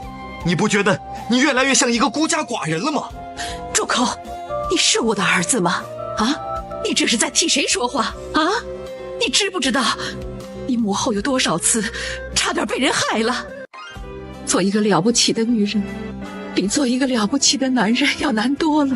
能让女强人媚娘发出这样的感慨，正是她那大孝子李弘和她那多情的丈夫。多少次她差点就死在了敌人的手上，她的丈夫李治不理解她，还对她冷暴力也就罢了，可她的亲生儿子竟也跑过来质问她，责备她，这让媚娘觉得她的苦心都被李弘当成了驴肝肺。她的几个儿女之中，只有太平公主让她觉得最贴心也最像她，只可惜太平公主是个女儿身，如果是皇子的话，那媚娘铁定要把太平公主培养成为她的接班人。接下来的日子里，媚娘就跟守活寡没什么两样，看着母亲整日独守空房唉声叹气，太平公主就心疼的不行。她痛斥着自己父亲李治的无能，若不是因为李治，她的母亲武媚娘又何至于这般操劳？可在媚娘看来，李治并不是个无能之人，只是心肠太过于软弱了而已。其实这样的人并不适合统治天下，可谁让她武媚娘是个女人呢？她现在和李治平起平坐，并称2圣，就已经让很多人不满了。若是她一个女人真的将李治取而代之的话，那普天下的男人都不会答应的。如今她的成就已经很了不起了，可却也失去了很多。她的亲姐姐、她的堂哥、她的外甥女都死在了她的手中，她的儿子、她的丈夫也疏远了她。如今的她只有太平公主这么个贴心的小棉袄了。为了帮母亲出气，太平公主不顾太监们的阻拦，要砸开李治紧闭多日的大门。李治被无法无天的太平公主逼得没办法，只好现身了。你这丫头真是无法无天，有这样对待父皇的吗？女儿也不想这样做，可是不这样做就见不到父皇了。都是朕娇惯的你。如果父皇想治女儿的罪，那就先听女儿说完了再下旨吧。父皇，你答应吗？哎，你这丫头是父皇的克星，父皇真是拿你一点办法都没有。进来吧。到了房间里，太平公主也不说话了，而且还当着李治的面哭了起来。这可把老父亲李治的心给融化了。可当他得知欺负他女儿的人正是他自己的时候，他便猜到太平公主是来帮武媚娘打抱不平来了。你是为你母后打抱不平来了？我就是要替母后打抱不平。父皇，你不像个皇上，你太小家子气了。是你母后对不住朕的。母后哪对不住你了？你有3宫6院，皇宫本带3000，母后有吗？她除了你，一个男人也没有。放肆！这是你一个公主该说的话吗？一点都不荒唐。如果皇上允许，我这个公主还巴不得要100个男人呢。太平公主离谱的话语让李治吃了一惊，他实在没想到仅仅只有10岁的太平公主竟然懂得这么多，而且说的这些他还无法反驳。恼羞成怒的李治便只好强行驱赶太平公主了，这可把傲娇的太平公主给气了个半死。摊上这么个多情无能还爱耍小孩子脾气的老爹，真是倒了他8辈子的血霉了。离开的时候，他说了一句让李治很扎心的话：父皇，你知道吗？母后她说，她还不如一直待在感业寺当尼姑呢。太平公主说完便哭着离开了。虽然李治表面上并没有多大的变化，可他的内心却是已经翻江倒海了。他想起了媚娘在感业寺遇到他是有多么的惊喜，也想起了媚娘是把所有的宝都压在了他的身上。可如今的他却是伤透了媚娘的心，无尽的悔恨让李治老泪纵横。他怎么就这么傻？明明媚娘为他生儿育女，还帮他搞事业，可他呢，就知道瞎搞伤害媚娘的心。想明白一切的李治决定亲自去向媚娘道歉。等他找到媚娘的时候，却是发现媚娘穿着一身尼姑装在佛堂敲木鱼，这让本就愧疚的李治更加的难受。皇上终于来了。媚娘，朕让你受委屈了。皇上既然已经厌烦媚娘了，媚娘想回感业寺修行去，请皇上废了媚娘，把媚娘送回去吧。一提到感业寺，李治便再也控制不住他内心的情感了。当初的媚娘之所以在感业寺吃尽了苦头，那可都是因为他的呀。可以说媚娘是为他在感业寺受罪的。泣不成声的李治向媚娘诚恳的道歉，可媚娘却是问了一个看似毫不相关，实则是给李治一个台阶下的问题，那就是李治当初在感业寺对他发下的誓言是什么。这可把李治感动得一塌糊涂。此时的他就是在傻，他也明白媚娘这么问他就代表着什么。媚娘，朕明白了，对朕最好的是你，为朕分忧解难的是你，替朕打理朝政的还是你呀，媚娘。皇上，媚娘和皇上本是一体的，同气相连，缺一不可。从今往后，皇上万万不可把媚娘一个人抛下。媚娘，事情都过去了，朕向你保证，无论是在朝堂上，还是在后宫里，朕与媚娘形影不离，生死相依。形影不离，生死相依。形影不离，生死相依，这就是李治当初对媚娘发下的誓言。两人经历了诸多磨难，再次走到了一起。媚娘以为一切的劫难都已经过去了，可接下来的贺兰敏之却是给她好好的上了一课。老皇帝拿着9块9买的眉笔，哭得很伤心，完全没有发现有个男人躲在后面偷看他。等他哭到伤心处的时候，躲藏的男人便忍不住现身了。敏之，你怎么在这儿？姨娘召我入宫，我先来看看芈月。芈月已经不在了。皇上，芈月死得好惨啊，她还那么年轻。敏之的这番话可是说到了李治的心坎里了。芈月那么年轻招他喜欢，却没想到就这么没了。至于媚娘为何要宣召敏之入宫，其实是她想要弥补心中对娘家的遗憾。说到底，贺兰芈月是被他借了他人之手害死的，而他的2个堂哥更是他亲手除掉的。现在他们武家也就只剩下贺兰敏之这么一根独苗了，所以他想要再给敏之一次机会。可他不知道的是，这贺兰敏之虽然游手好闲吃喝玩乐，可他却是做不到认贼作母的。刚一进宫，他就来到了他妹妹芈月生前的房间，可他哭丧哭了一半，却是遇到了同样来此的李治。同病相怜的2人有了共同的话题，一个是自称为寡人，一个是真的孤家寡人。另一边的媚娘得知之后，赶紧过来打断了2人的谈话。虽然他不知道敏之对李治说了什么，可他绝不允许和他重修于好的李治被人再次理解，所以他便主动把芈月的死挑明了。敏之，我知道芈月的死你对我有怀疑，今天我就把话说开了。贺兰芈月不是我杀的，但的确是因我而死。不，皇后姨娘言重了，皇后姨娘不会的。我很难过，也很歉疚。芈月毕竟是我的亲外甥女啊，这么年纪轻轻的，怎么就没了呢？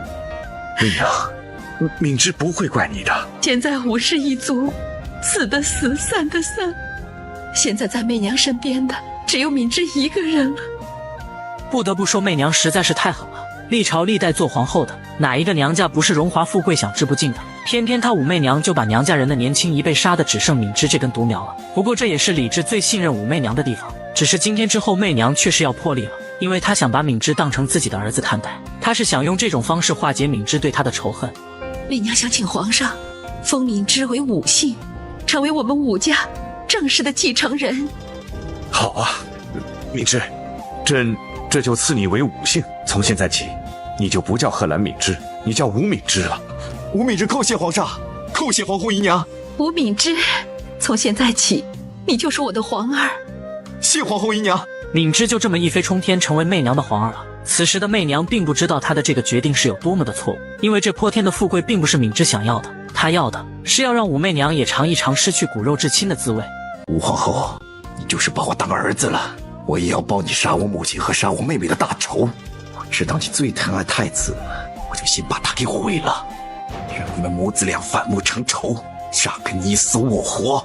媚娘天真的以为把敏之当亲生儿子看待就可以消除敏之对她的仇恨，却不知首先受到伤害的就是她的亲生儿子李弘。如今的李弘可是当今的太子，他不得不思考媚娘是不是有了易处的想法。若是敏之德才兼备，他也就认了。可这敏之不仅坏事做尽，而且还道德败坏，这样的人又怎会是当太子的料呢？难不成武媚娘是想让武家人取代李唐的江山不成？想到这里，李弘便进宫想要弄清楚武媚娘究竟是想做什么，却没想到她还没开口说敏之的事，媚娘竟然催着她去娶了未过门的太子妃杨小姐，这让本就窝火的李弘更加的愤怒了。现在长安城里可是传遍了杨小姐和敏之有私情的，若是他真的娶了这个不清不白的杨小姐，到时候他这个太子可就成为全天下的笑柄了。所以媚娘这么做简直就是把他当成了接盘侠往火坑里推。你什么意思？杨小姐怎么不清不白了？这事儿得问母后啊。问我什么？难道我故意要给你选一个不清不白的女子做太子妃吗？母后当然不会，可母后这样纵容敏之，才会有这样的后果。敏之，她和杨小姐有什么关系啊？母后要真想弄明白，就去问问敏之，这个流氓到底做了什么。李弘的态度让媚娘意识到了长安城里的传闻或许是真的。其实这个杨小姐也是个可怜人，被毁了清白的她整日郁郁寡欢，可敏之又怎会轻易的放过她呢？这天夜里，敏之又翻窗户来找她了。虽然敏之蒙着面，可敏之的声音却是让她感觉很是熟悉。你是何人？你的声音……杨小姐，亏你还听得出我的声音，我是你的心肝宝贝儿。您冒充太子，骗了我的贞洁，你这个混蛋！我不是混蛋，本公子乃当朝周国公。周国公，贺兰敏之就是你？我现在叫武敏之，是武皇后亲赐的姓。敏之仗着成为了武媚娘的皇儿无法无天，她这么做的目的就是要让杨小姐怀上她的种。到时李弘娶了杨小姐可就太劲爆了，比起直接杀了李弘，让李弘和武媚娘母子反目成仇才是报复武媚娘最好的方式。你放开我！你放开我！住嘴！只要你乖乖的，我不打你，我疼你还来不及呢。啊！求求你放开我！柔弱的杨小姐落入了敏之的手里，她的求饶换来的却是敏之的匕首。若是她敢再叫的话，那她这张如花似玉的脸蛋就要被画花了。之前敏之就冒充太子骗走了她的贞洁，有了第一次就有第二次，甚至还有无数次。敏之又来霍霍她了。不同于第一次的欺骗，这一次敏之是直接表明了身份，用逼迫的方式达成了目的。可这对于杨小姐来说却是伤害太大了，她甚至都有了轻生的念头。娘，儿怎么会有脸见人呢？我不想活了！当媚娘得知李弘那位过门的太子妃被敏之玷污之后，她并没有直接下旨把敏之抓来问罪，反而是让许敬宗去秘密查办这件事。在她看来，若是把这件事捅明了交给大理寺处理的话，那不仅会让他们武家蒙羞，更是会让杨小姐的声誉扫地。毕竟这种事受伤最大的永远是杨小姐这个受害者了。当天晚上，并不知情的敏之又来了，她向昨天那边翻进了杨家的庭院，却是丝毫没有注意到她已经被许敬宗的人盯上了。另一边的房间里，杨小姐跪在地上求敏之放了她。她一个黄花闺女被敏之摧残了几次也就罢了，可若是今后的日子都是这样的话，那简直就是生不如死了。然而敏之自始至终就没打算放过她。哪怕他以死相逼也是一样。你别逼我，你再逼我，我就死给你看！还真想做个烈女啊？行啊，今天也让本公子长长见识。来，你做个烈女试试，让本公子也开开眼，你到底有没有这个胆子？在敏之的眼里，杨小姐只是他对付武媚娘的工具罢了。更何况拿捏一个不会武功的柔弱女子，对他来说更是手到擒来。杨小姐的以死相逼，在他的眼里就是个笑话。接着，敏之扔掉了杨小姐手中的剪刀，而后一把将杨小姐扔到了床榻上。就在敏之准备施法好好调教一番杨小姐的时候，屋外传来的声音打断了他的施法。知棋，贱货！敏之不甘地丢下了杨小姐，准备改日再来，却没想到撞进了许敬宗的天罗地网之中。他白天是帅气的周国公，晚上是浪荡的吴敏之，太子妃杨小姐就多次深受其害。然而常在河边走，哪有不湿鞋的？敏之终究是被人逮了个正着。敏之，你看看，你都做了些什么？我只不过是睡了一个女人。你知道这是个什么女人吗？知道，她是你姨娘替太子选的太子妃。可杨小姐喜欢的是我。住嘴！敏之的无耻程度刷新了媚娘的认知。抛开敏之先假扮太子勾引杨小姐的事实不谈，就是杨小姐是他武媚娘选的太子妃，也不是能随便动的。如今敏之被当场抓住，竟然还在他面前狡辩。要不是敏之的外祖母，也就是媚娘的母亲拦着，媚娘就把敏之直接给杖毙了。敏之，你这是你做错了，你赶紧向你姨娘认错。我没错，杨小姐根本就不喜欢太子，她喜欢的是我。我比太子英俊潇洒多了。我真不该封你为周国公，还赐你武姓。你真把我们武家的脸全都丢尽了。丢武家脸的是你，你那么狠毒，杀了我亲娘，她可是你亲姐姐啊！此刻的媚娘终于明白敏之为什么要跟他对着干了。本来她还疑惑他对敏之那么好，不仅给了敏之荣华富贵，甚至还赐予了武姓，当成了自己儿子看待。可敏之却是在故意破坏他和李红之间的母子关系。现在看来，敏之是为了给敏月和韩国夫人报仇才这么做的。或许是破罐子破摔了，又或是敏之觉得他今日难逃一死了。他竟然对着媚娘破口大骂，气得媚娘让人把敏之拉下去砍了。可媚娘的母亲却是不答应了。如今的他可就只有敏之这么一个外孙了。敏之的妹妹敏月和母亲韩国夫人都已经死了，若是媚娘把敏之也杀了，那敏之一家可就被灭门了。说到这里，媚娘就来气了。她九死一生才当上了皇后，可她的这些骨肉血亲们却是一个个的都跟她作对，现在就连她的亲妈也不甘寂寞了。你姐姐不在了，敏月也不在了，敏之再也见不到。你让我这把老骨头还活着干什么？你让娘去死吧，娘死了就再也没人拉你的后腿了，你就可以清静了，做你的皇后娘娘去吧。站住！我是吓大的吗？别跟我来这套。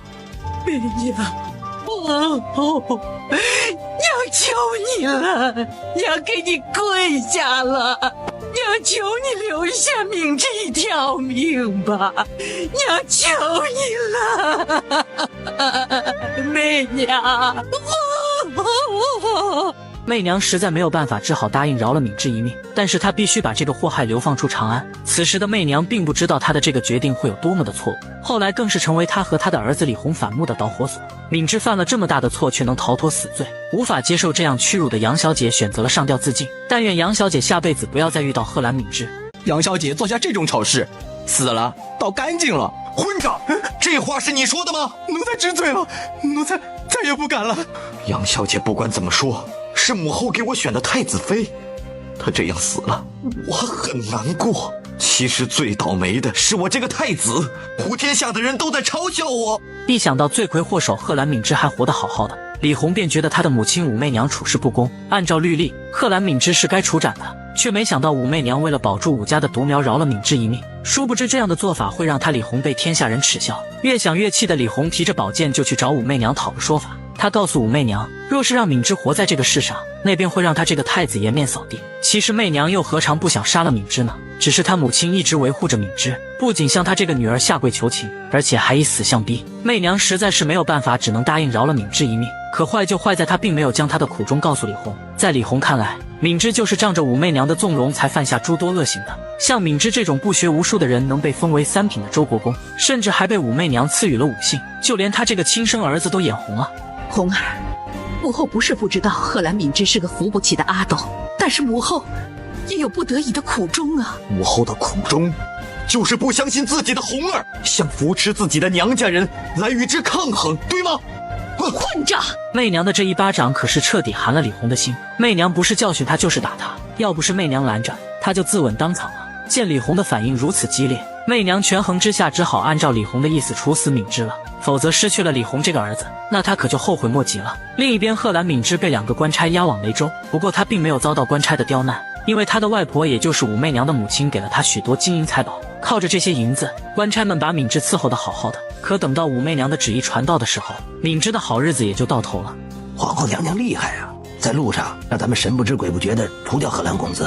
哎，活该他倒霉，咱弟兄俩发财了。这贺兰公子竟然带这么多金银宝贝，都是好东西啊！咱们干掉贺兰公子，他那点宝贝就归咱们了。等会儿趁他喝水的时候，咱们就……等到贺兰敏之喝水的时候，2个官差便趁他不注意，活活的将他给勒死了。坏事做尽的敏之终究是难逃一死，这可真的是大快人心了。眼前这群妙龄少女是来参选太子妃的，可太子挑了半天都没有满意的，直到有一位清丽脱俗却又耿直的女子出现。有一匹烈马，你能制服他吗？不考马行不行啊？我回答不出来，我不喜欢马，考别的行不行？当时的媚娘就被尬住了，她问的问题可是考太子妃的考题，若是裴小姐答不上来的话是要被淘汰的。没想到裴小姐宁可放弃也不愿回答，如此有个性的裴小姐顿时就引起了媚娘的好奇。媚娘问她喜欢什么，却没想到她喜欢的师叔和李红一样。当时的李红就示意媚娘她相中了，于是媚娘立马就开后门了。裴小姐，答得好，你就是太子妃了啊！一个多么讨人喜欢的闺女，本后马上去奏请皇上，给你们办一场最隆重的婚礼。多日后，由于贺兰敏之被武媚娘派人除掉了，所以李红和裴小姐的婚礼如期的举行了。媚娘终于可以放下了一块心病，可这并不代表贺兰敏之造成的影响就这么消除了。洞房花烛夜，看着如花似玉的新婚妻子，李红第一次感受到了当太子的好。裴小姐问李红为什么会选她，李红却说她很单纯又温柔。她李红最讨厌的就是像她母亲武媚娘那样有野心又霸道的女人，这可让裴小姐很是不满。哪有当儿子的这样说母亲的？皇后武媚娘对李红有多好，她可是看在眼里的。可李红却觉得当妈的对儿子好是理所应当的。另一边的媚娘和李治仍在主持着婚宴，几杯酒下肚之后，李治都有点飘飘然了，好像今天成亲的是他和他的媚娘一般。媚娘见李治心情这么好，她也就由着李治了。他俩甚至当着大臣的面喝起了交杯酒。一晃多少年过去了，那会儿媚娘你掉到酒桶里，正趴在墙头，看见媚娘浑身湿透透的，都是酒，好香的酒。朕现在都闻得到那酒香。皇上，你还想闻酒香吗？想，朕做梦都想。拿酒来。等酒拿过来的时候，李治还以为是要倒给他喝，没想到媚娘竟然往自己的身上倒酒，而后还让他去舔，这可把李治高兴坏了。他是真没想到媚娘竟然这么会玩。可就在他舔得正快活的时候，李红刚好赶了过来，玩得正起劲的媚娘便让李红一起过来舔，却没想到李红给他搞得差点下不来台。红儿，你快过来，陪你父皇喝几杯。来这样的酒，红儿喝不下去。父皇，母后，孩儿就不陪你们了。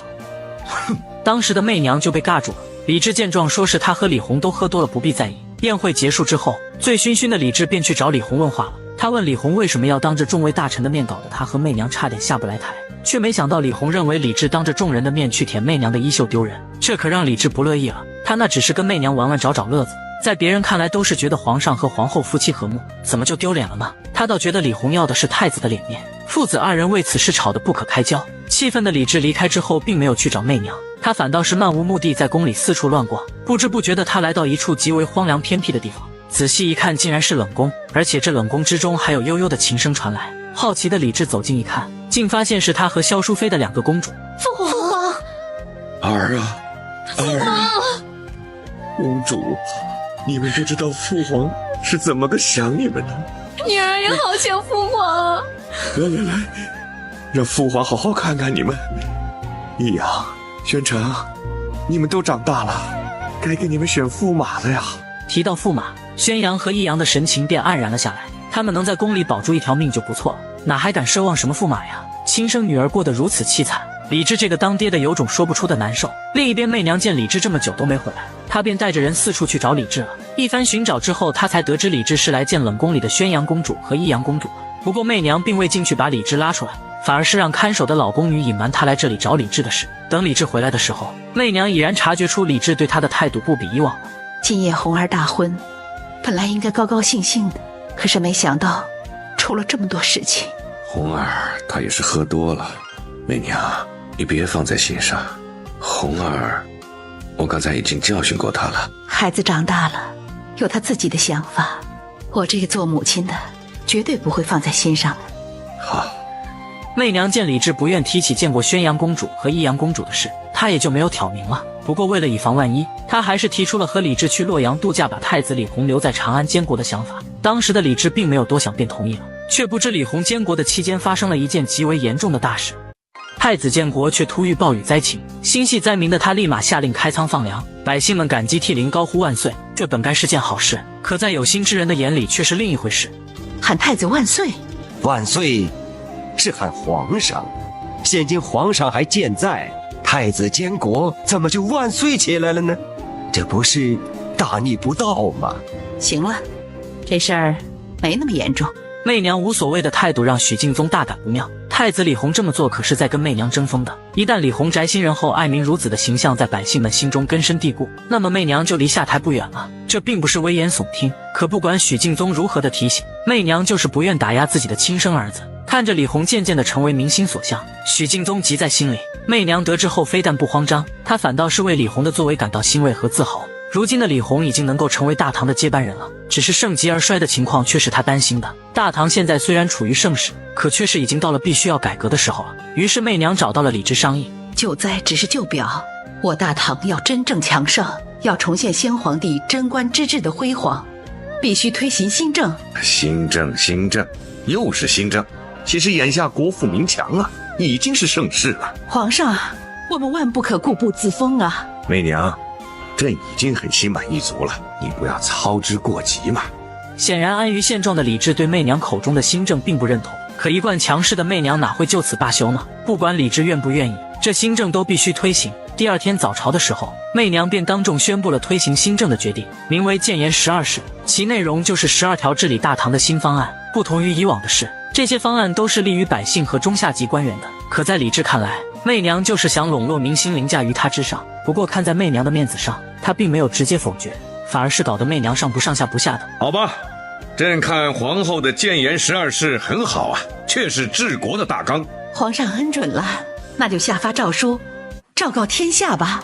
朕看这样吧，皇后的新政，朕准许在全国略施行之。略施行之？那今日廷议就到此为止吧。媚娘想要的是全面推行，可李治却是根本不搭理她。若是媚娘继续纠缠下去，这新政怕是要胎死腹中了。许敬宗见状便出言帮媚娘解了围。他说既然李治同意了新政略施行之，那就先从这朝堂之上做个表率。他建议将2圣改名，皇上改称天皇，皇后改称天后。李治觉得只是改个称呼并没有什么，所以他当即宣布同意了许敬宗的建议，却没想到这成了李弘对付许敬宗的借口。成为天后那一年，武则天才50岁，人生已经过了大半。从今日起，朕就是天皇，皇后就是天后。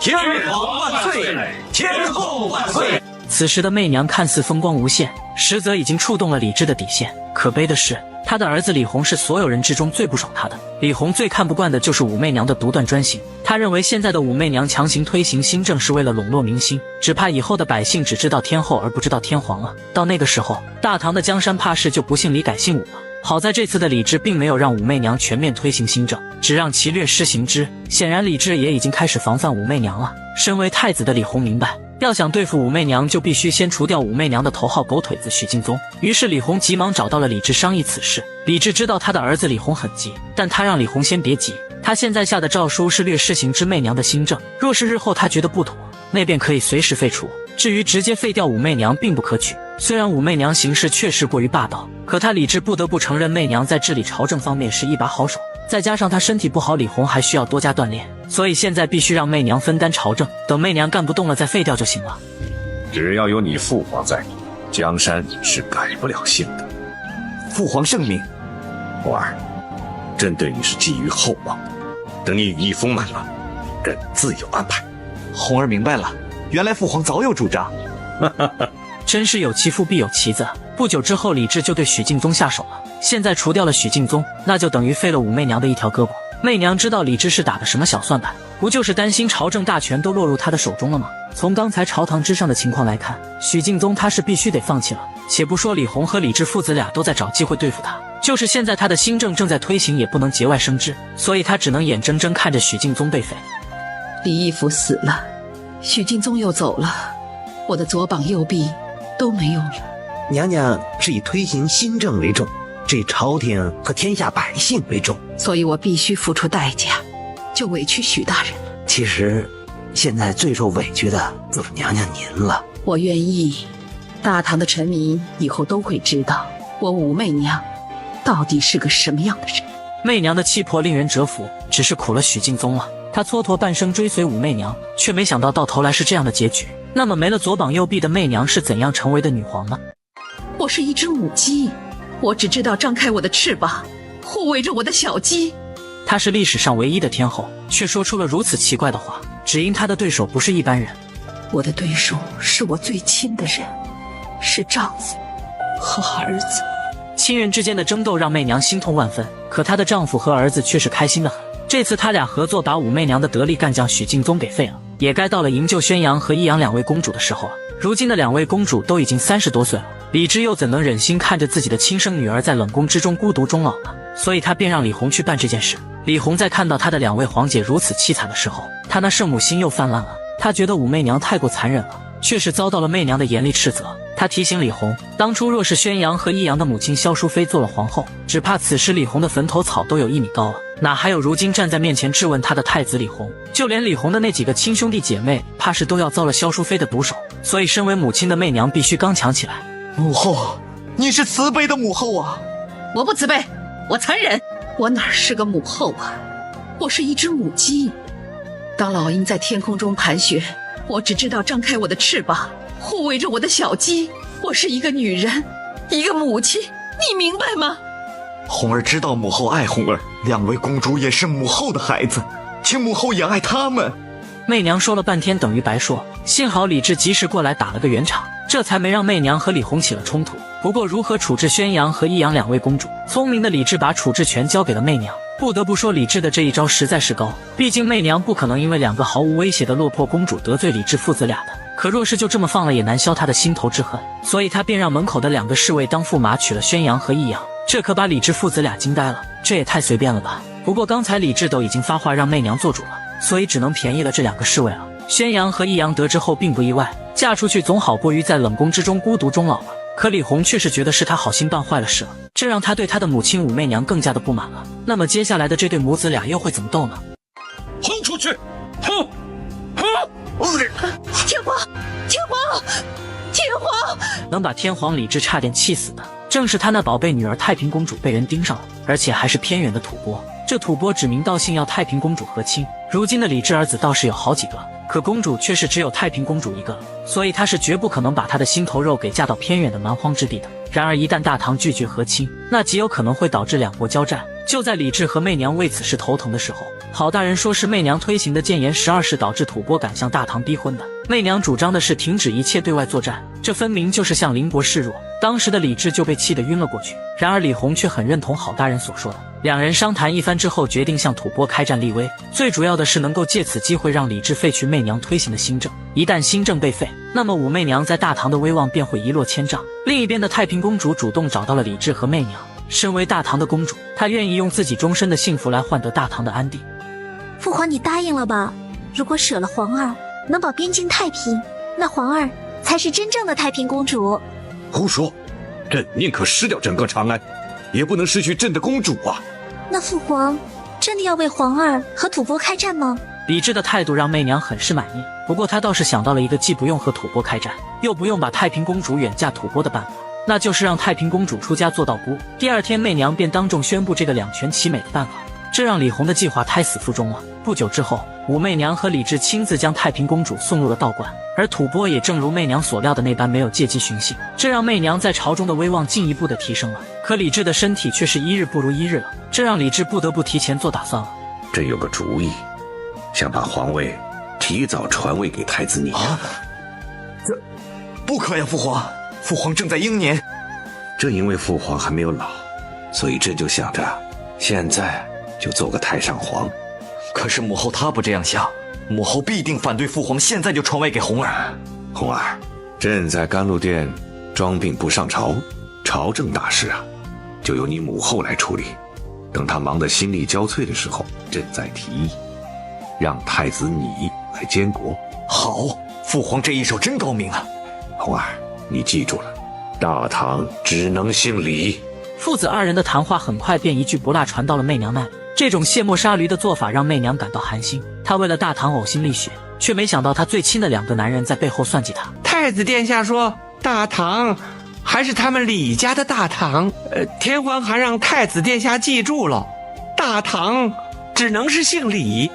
好，很好，他们李家的大唐，李家信不过我们，我也信不过李家，还是找我们自己的武家人吧。一说武家人，媚娘便犯难了。她的2个堂哥和外甥都被她给杀了，现在武家已经没有直系的男丁了。无奈之下，媚娘只好启用那些旁系的侄子们对付李家了。所以当李治按照计划把朝政交给媚娘的时候，媚娘便将计就计地提拔了他的那些远房侄子们。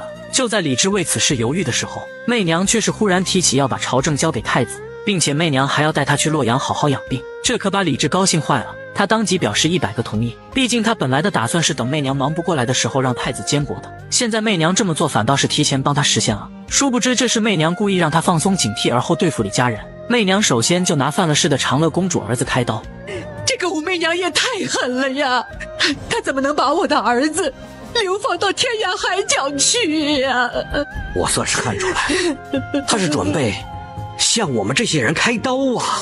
不行，我们李家的江山不能落在他的手里。对，那就让天皇尽快传位给太子。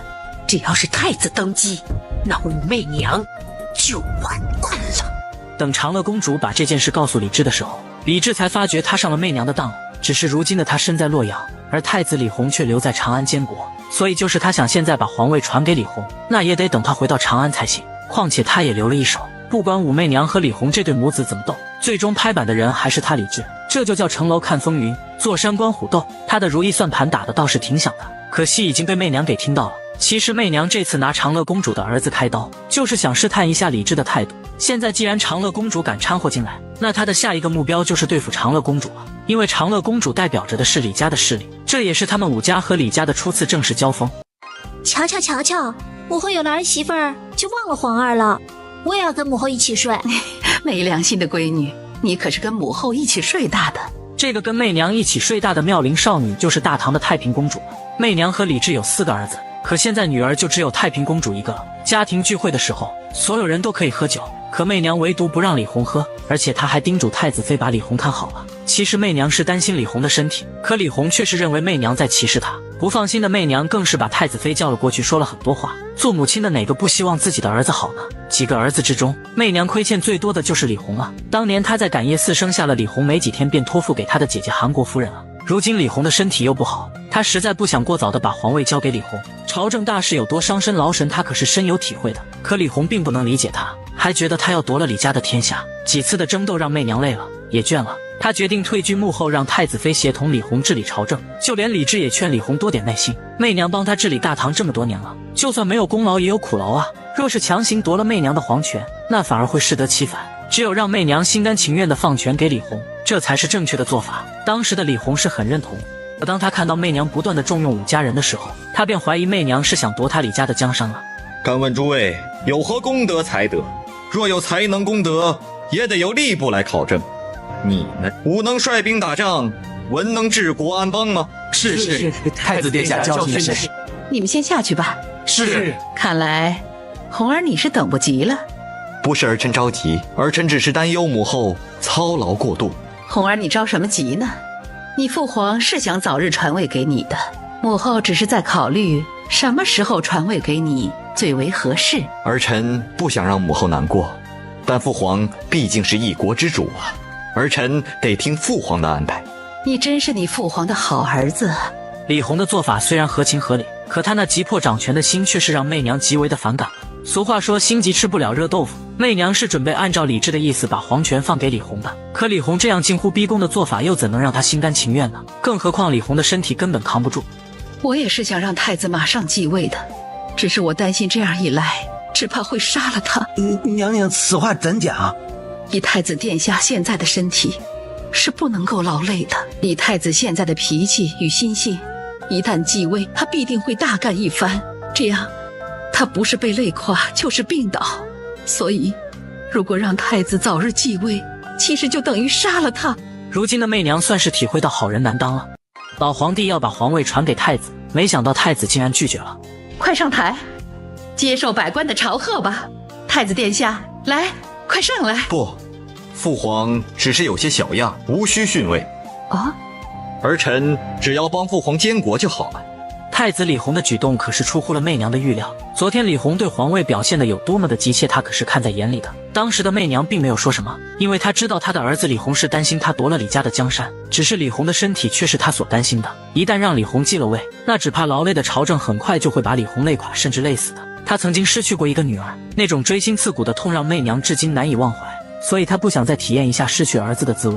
思前想后之下，媚娘便决定让李治传位给李弘，而后他便像以前帮李治那般帮李弘处理朝政。可他不知道的是，李弘和郝大人商议一番，却是改变主意了。他们决定先礼后兵，强行让武媚娘退居幕后，也就是让媚娘回归后宫，不得干涉朝政。所以等第二天早朝武媚娘宣布传位给李弘的时候，李弘便按照计划拒绝了。当时的媚娘被李弘的这一手搞得有点下不来台，好在李治及时帮媚娘解了围。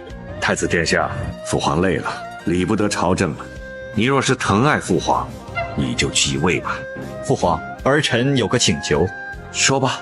儿臣继位，请天后娘娘回后宫，不能参政，所有政务由儿臣和大臣们处置，各司其职。此时的媚娘才明白李弘拒绝继位的意图，气得她是一句话也没说，就这么盯着李弘看。她甚至有点怀疑下面的这个李弘到底是不是她亲生的。旁边的李治也不说话，似是默认了李弘的做法。再加上群臣纷纷赞同李弘让他退居后宫，媚娘只能大笑缓解这尴尬的局面。既然在场的所有人都想让他卷铺盖滚蛋，那他赖着不走只会自取其辱了。所以媚娘强忍住心中的悲苦，挤出笑容，而后说了一些体面下台的话。她心痛的不是没法掌权了，而是他儿子李弘对她的态度。毕竟李弘那想刀了他的眼神是藏不住的，只可惜造化弄人，李弘很快就要为他的无知付出惨痛的代价。他只是在宴会上喝了几杯酒，没想到就咳出了血。殿下，你吐血了！血！李弘终于为他的傲慢付出了代价。不久之前，李治宣布让他继位，而他却是逼着他的母亲武媚娘退居后宫，不再插手朝政。为此他更是开了个庆功宴。本来媚娘是不让李弘饮酒的，毕竟李弘的身体不好，却没想到李治坚持让李弘少喝一点。这样的君臣欢聚的场合，若是不饮酒，怕是会失了体面。无奈的媚娘只好让德官公公嘱咐李弘少喝一点。可是酒这种东西一旦喝上了，就由不得李弘做主了。大臣们一杯接着一杯敬酒，众多皇子甚至连武姬也不甘示弱。很快李弘便喝多了，可回去之后他非但不好好休息，竟还要连夜召集远在长安的大臣们来洛阳帮他。而他登基之后的第一件事，就是废了武媚娘推行的谏言12事，却没想到他的身体撑不住了。他刚拿起笔就咳嗽不止，甚至还咳出了血。当时的太子妃就被吓坏了，她还这么年轻，不想当寡妇啊。媚娘得知后立即来看李弘啊，却被太医告知李弘是得了肺痨，也就是我们所熟知的肺结核。这种毛病在当时是没有办法治好的。不过像李弘这样的富贵人家，加强营养好好休息还是能活很久的。可满腔抱负的李弘又怎能做得到呢？我不能躺下，我要站起来，我还有很多事情没有做呀。行了，弘儿，你给我老老实实躺着吧，不许再起来了。此时的媚娘万分后悔，早知道她就不答应让李弘饮酒了。接下来的日子里，媚娘又不得不挑起了大梁，只是本该被李弘废除的新政又被媚娘给支棱起来了，这就让李弘又想多了。他觉得武媚娘是故意的，为的就是弄垮他的身体，让他无法登基，这样武媚娘便可以继续掌权了。他肯定知道，如果让我继位，我一定会废了他的新政，所以他不想让我登基。对，他还想自己掌权。殿下，您就别再说天后娘娘了，我想是你自己想早日当上皇帝，早日把朝政大权都抓在手上。我是大唐的太子，大唐的皇权只能姓李，不能姓武。别看我们是母子，但他巴不得我死，这样皇权就会永远掌控在他的手中。你想跟母后斗个你死我活吗？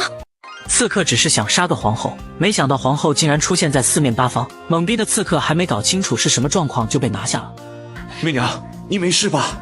没事，是这些镜子救了我一命。母后，您受惊了。哦，太子殿下也来了。红儿听到这边有动静，就过来看看。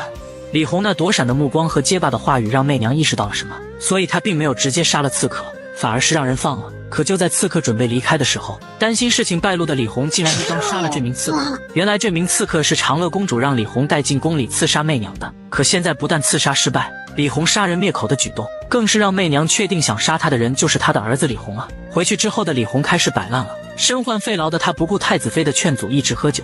虽然她灭了刺客的口，可是以媚娘的聪明，定然可以猜到一切的。正如李红所想的那般，媚娘将这残忍的事实都告诉了李治。聪明一世的她怎么也没料到母子相残这样的情况会发生在自己的身上。她决定彻底放权不问朝政了，要不然下一次不是她死就是李红亡了。见媚娘终于肯放手皇权了，李治那是打心底的高兴，毕竟他和李红的身体都不好，若是让媚娘继续掌权下去，那保不准大唐的江山真的要改姓为武了。接着李治就准备去把这个消息告诉李红，却没想到撞见了状若疯癫准备弑母的李红。红儿，你好狠心呐！你是要你亲娘的命啊！她不是我亲娘，我亲娘让她给杀了！你这个无情无义的逆子！好，打得好，连你也不要红儿了！此时的李红就像那扶不起来的阿斗，李治实在不明白他的老婆武媚娘那么聪明，怎么就生了个废铁呢？就在李治教训李红的时候，媚娘也刚好赶了过来，这让多疑的李红觉得是李治和武媚娘联合起来耍他了，于是他便对着李治劈头盖脸一顿骂。他竟然骂李治和他一样是窝囊废，让武媚娘这么一个女人掌控了大唐，这可彻底把媚娘给惹毛了。你个逆子！媚娘，容你这样对待你父母的吗？你给我跪下！跪下！媚娘再次展现出了她无比霸气的一面，殊不知她接下来的举动会让她永远失去了李红。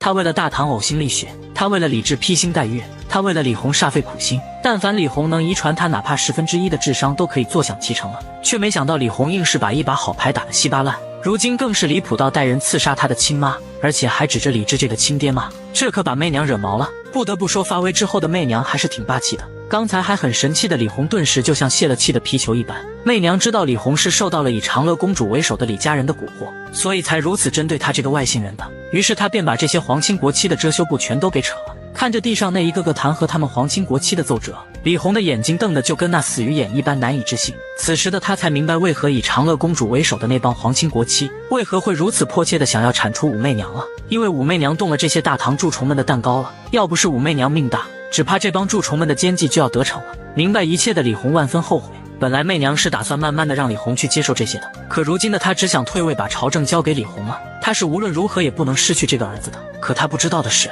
李红这个死脑筋竟然想不开了。我对不起父皇，对不起母后，我更对不起自己。大唐太子应该是高贵的、圣洁的。贺定红，贺定红，把我这条命带走吧。李红正准备喝下鹤顶红，却没想到媚娘和李治刚好赶了过来。此时的他们还以为李红的手里是酒呢，所以他们只是劝李红放下，而不是强行过去拦下。可接下来李红嘴中吐出的黑血，却是让他们意识到李红喝的东西有毒了。红儿，你为什么要这样啊，红儿？红儿，父皇，我发现红儿只有死才是最好的结局。红儿，前母后的债，红儿还了，天下也就太平了。不是这样的。糊涂的李红让媚娘明白什么叫后悔了。即使她现在不问朝政，让李红登基又能如何呢？一切都已经太晚了。王者的媚娘终究还是失去了青铜都不如的李红。父皇，母后，红儿为什么是太子？李红说完便带着不甘和悔恨离开了人世。他倒是解脱了，可媚娘和李治却是哭惨了。人生最痛苦的事情莫过于晚年丧子了，更何况李红还是媚娘夫妻俩当做大唐的接班人来培养的。现在李红没了，李治又因丧子之痛一病不起，就剩下准备退休的媚娘支撑着朝政了。虽然媚娘心中万分的悲痛，可朝政却是不能荒废，大唐的元气更是不能失去。所以武媚娘的另一个儿子李贤便成为了新的太子，而上官婉儿却是成为了媚娘身边的女官。这么多年过去了，上官婉儿已然出落成了亭亭玉立的美少女了。当年的上官婉儿还说长大了要找她武媚娘报仇呢，可媚娘却偏偏要把上官婉儿留在身边。她倒要看看一个人的仇恨到底会有多么大的力量。可她不知道的是，上官婉儿和李贤之间的关系却是非同寻常。现在我是太子，今后我就是皇上，我还要封你做我的皇后呢。胡说八道！你封我？我当了皇上，当然封你了。那王妃呢？废了。可不可以让我跟你一块听政？婉儿爱怎么着就怎么着嘛，不就是一个天下吗？谁爱管谁管去。太子殿下这么大方啊！李贤的大方让上官婉儿很是惊讶。要知道之前的李弘就是非得要维护李家的皇权才死的，用心比天高命比纸薄来形容李弘倒是再合适不过了。这李贤不但文武双全，而且身体素质也是非常的好。可坏就坏在他是个痴情种，他竟然向媚娘请求把上官婉儿赐给他，这让媚娘不由得对上官婉儿产生了忌惮。算起来他还是上官婉儿的仇人，所以他非但没有答应李贤的请求，而且还狠狠地警告李贤以后不许打上官婉儿的主意。虽然李贤不甘地答应了，可聪明的媚娘还是从两人之间的反应猜到了李贤和上官婉儿有猫腻了。当天晚上，很是不甘的李贤越想越气，既然武媚娘阻止他和上官婉儿在一起，那他索性今晚就把事给办了。于是他假扮成太监炸开了上官婉儿的房门。婉儿，你你疯了！我想死你了，我够想死你了！太监一把抱住了很哇塞的女人，而后迫不及待地褪去了身上的衣服。经过漫长的3分钟，太监成功地征服了女人。婉儿从今晚开始就是殿下你的女人了。这个假太监其实是大唐的太子李贤，他故意打扮成太监的模样摸进了上官婉儿的房间。虽然一开始上官婉儿还是很抗拒的，可一想到他背负着的上官家的血海深仇，他便只好接受了李弘的摧残。因为不久之前的李贤就曾向他许诺过，只要日后李贤成了皇上，那一定会让他做皇后，而且还是像武媚娘那样可以掌握朝政的皇后。所以一番交流过后，担心吃干抹净不认账的上官婉儿便提醒李贤，从现在开始，殿下就要听婉儿的一切。想要回位的李贤遭到了婉儿的拒绝，因为现在不是享乐的时候，要想把朝政大权从武媚娘的手里拿过来可不是一件容易的事。上一任的太子李弘就是个例子，所以李贤必须有所作为，才能让武媚娘心甘情愿地交出皇权。为此，上官婉儿建议李贤在明日早朝的时候主动请缨挂帅出征，只有李贤的文治武功达到了武媚娘的预期，李贤这个太子才有希望转正成为大唐的新皇。谈好杂事的两人准备干点正事，却没想到这个时候武媚娘突然过来了，吓得李贤赶紧收拾衣物准备跳窗跑路。离开的时候他还不忘记给上官婉儿盖个章。等媚娘进来的时候，上官婉儿便谎称身体有点不舒服。此时的媚娘并没有多想，要不要我让人去叫御医？不用了，娘娘，我只是略微有些头晕，可能累了吧。没人疼的闺女，怎么就生在上官家了呢？是婉儿没有福气。不，今生我就当你是亲生闺女了。谢娘娘厚爱，婉儿也把娘娘当成亲生的母亲了，我会一辈子守在娘娘身边的。今生我有婉儿足矣。等到第二天早朝的时候，李贤果然按照上官婉儿昨晚给他补习所要求的那般，主动请缨征战突厥了。这让媚娘很是欣喜的同时，也察觉到了大唐武官的稀少。为了让大唐再多点可用的将才，他决定张贴皇榜举行武考。上官婉儿建议明天李贤上去露两手。明天比武很重要，你不能让天后看不起你啊。我知道了，你要全力而战，知道吗？你说我要是万一战败，那多丢皇家的脸呢？你必须战斗到最后。好狠心的婉儿啊，若我死了，婉儿愿为你披麻戴孝。好，那明日本宫就全力而战。一对平平无奇的男女商量着争夺皇权，明天的比武就是他们的第一步，却没想到男人是个银枪蜡枪头，中看不中用。太子殿下真的没有用？你敢说太子殿下没用？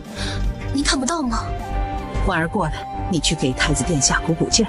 上官婉儿按照媚娘的要求为李贤擂鼓助威，刚才还落入下风的李贤顿时就像战神附体一般，几招便将比试的娄师德给击败了。这让媚娘对李贤的认可达到了一个新的高度，所以李贤便被留在了长安辅政监国。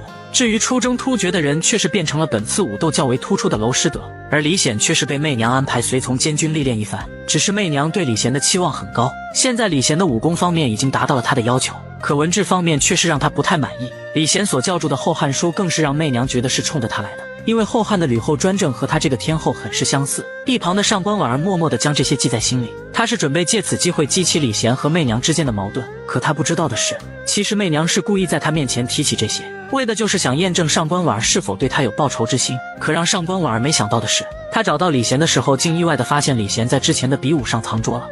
要不是我亲眼看到，我还真不知道原来殿下还藏了一手。什么意思？以殿下的武功，那天在教场比武，完全可以一开始就击败娄师德的。婉儿，并不是我想瞒你，实在是我天后娘娘太多疑了，我不想过早暴露我的实力。原来殿下还有这样的心机啊！李贤能有这样的心机，这让上官婉儿明白李贤是不像李红那般好拿捏的。不过他不得不承认李贤的做法是正确的。如今的媚娘已然对李贤起了疑心，若是李贤不能好好应对的话，那他的下场保不准不会比李红好到哪里去。有这么强悍的母亲，是做儿子的不幸。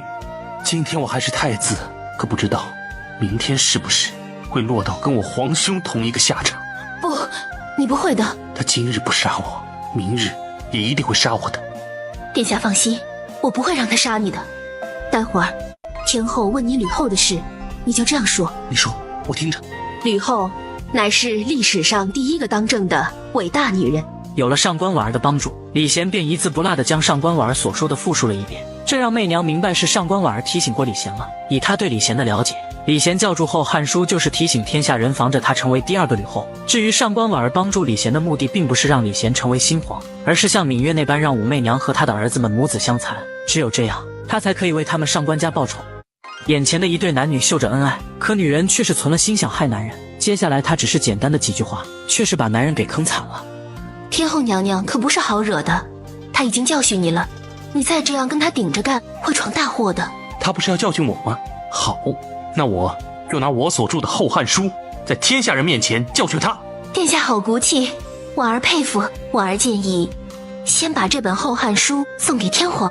此时并没有多想的李贤当即答应了，却不知他的做法会造成多么大的影响。李治在看到他儿子李贤所评注的《后汉书》之后，他不禁大笑了起来。李贤故意批评吕后来影射天后武媚娘，这其实是他想看到的。毕竟他们李家的大唐是早晚要从武媚娘的手中夺过来的。等到早朝的时候，李治便当着众位大臣的面表彰了李贤，当时媚娘的脸色就极为的难看，可上官婉儿却是露出了奸计得逞的阴笑。散朝之后，武媚娘便让上官婉儿拿了2本书送给李贤好好看看，一本是《孝子传》，一本是《少阳正范》。显然武媚娘是想让李贤明白怎么做好有孝心的太子，可如今刚受到李治褒奖的李贤却是已经膨胀了，再加上上官婉儿在一旁煽风点火，李贤对武媚娘的不满便彻底爆发了。他当着上官婉儿的面撕了媚娘送给他的2本书，而后直接扔进火炉里烧了。殿下，你这样做就不怕天后娘娘责怪吗？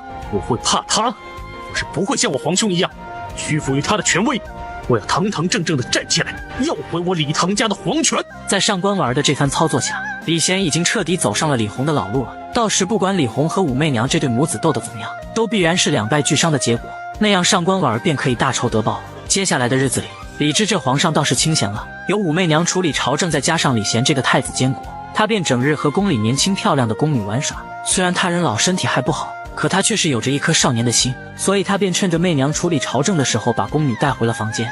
你好坏呀！哎呀，丽云呐，你知道吗？朕的3宫6院呐，都被娘娘留在长安了。今夜啊，你就是朕的3宫6院。好可怜的天皇啊！这皇宫里啊，你只要喜欢任何东西都可以拿走。我不要天皇赏我什么，只要天皇封我爹爹一个5品官就行了。哎呀，这个容易，朕明日吩咐吏部去办就行了。谢天皇了，来吧，天皇。李治和宫女度过了一个难忘的夜晚，之所以难忘，是因为逞强的李治差点因此而丢了命。天皇，你怎么了？你快跑啊！没事，天皇。宫女走得匆忙，落下了一只鞋。不一会儿，得知消息的媚娘便赶过来。心虚的李治根本不敢透露是因为他偷吃才犯病的，可媚娘却是发现了床底下的那只女鞋。再看到李治那双熊猫眼和萎靡不振的表情，作为过来人的媚娘哪还不知道是发生了什么呢？不过当时的媚娘并未捅破，毕竟她要给李治留点面子。接着媚娘把今天所有接触过李治的宫女都叫了过来，而后让他们把裙子撩起来。那双一红一蓝的显眼包显然就是她要找的人了。你出来！娘娘饶命啊！娘娘，是天皇喜欢奴婢，娘娘你饶了奴婢吧！娘娘，再把他拉出去，连夜送干夜寺，削发拼肚。是，你饶了我吧！不要啊，娘娘不要啊！不管宫女如何的哭喊，媚娘也没有丝毫的犹豫。李治虽然听到了，可他除了默默流泪也没有什么办法。他知道媚娘这么做就是给他看的，让他以后安分点。只是李贤却不认为这件事是李治的错，他反倒是认为是武媚娘的失职才会这样的。毕竟一个皇后照顾好皇上那是最基本的职责。上官婉儿见此情形，也在一旁不断的煽风点火，说是让媚娘回归后宫，不单单可以照顾李治，而且还能让李贤掌握朝政大权。两人为此事商量了一整夜。第二天一早，李贤便按照上官婉儿所说的那样，在朝堂上提议帮媚娘处理朝政，让媚娘安心照顾李治了。其余大臣和皇子也纷纷附和。媚娘的心里虽然不好受，可她并没有说什么便同意了，这让李贤有点飘飘然了。而且他还在政务殿调戏起了上官婉儿。这些都是各司各地送来的奏本？是的，还有许多，待微臣看过之后，请殿下批阅。既然上官大人都已经批了，那发回各司各地就是了。只要让我天天看着上官大人，那我就开心了。请太子殿下自重，这是政务殿。李贤吊儿郎当的模样让上官婉儿很是不满，他还要指望李贤扳倒武媚娘呢。要是李贤不尽快干出点政绩出来，那还怎么跟武媚娘斗呢？然而上官婉儿不知道的是，这一切很快便传到了媚娘那里。两个男人抱在一起玩击剑，一个是大唐的太子李贤，另一个是李贤的护奴赵道生。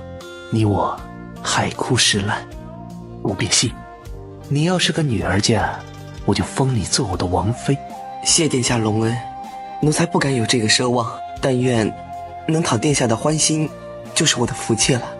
不久之前的李贤喜欢的还是上官婉儿，可自从他逼得武媚娘退居后宫照顾李治之后，上官婉儿对他的要求便高了许多，而且还时常像他母亲武媚娘那般说教他，这让李贤非常的不爽。武媚娘是天后说他也就罢了，可上官婉儿如今都已经是他的女人了，却也整天对他指手画脚，而且他每次想和上官婉儿亲近的时候都被拒绝了，这让精力过剩的李贤如何能忍呢？现在李治的身体是一天不如一天了，媚娘这样整日陪着他不理朝政，让李治非常的担心。除了已死的李弘之外，他和媚娘的现在的这几个儿子都不称他的意，把大唐的江山交给现在的李贤，他是没办法放心的。娘娘，天皇之病已经无法救治了，那还能挨多久啊？或许只能1年半载。媚娘环顾四周，叮嘱太医不可将此事透露出去，却没想到门外李贤不小心发出的声响惊动了他。媚娘并没有与李贤讨论李治的病情，可李贤却是期待着李治驾崩之后他继位的场景了。只要他再熬上个1年半载，那他的苦日子就可以熬出头了。他的护奴赵道生也替他高兴，可当他问起赵道生等他当上了皇上想要什么的时候，道生却表示只要能日日夜夜的陪在他的身边，那便心满意足了。没有对比就没有差距，和上官婉儿一比，道生的全心全意让李贤明白，对他真心的只有赵道生了。当天晚上，两人就击剑大战了一场，庆祝了一番。李贤更是许下了对赵道生永不变心的诺言。至于上官婉儿，他反倒是越来越讨厌了，因为他从上官婉儿的身上看到了他母后武媚娘的影子，他可不想成为下一个李治。殿下，殿下，不好了！什么事啊？上官大人来了！说曹道生，快跑！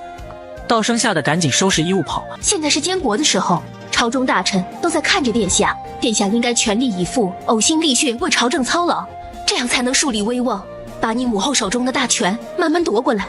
婉儿，你又来教训我了，我这耳朵都生老茧了。你讨厌婉儿了？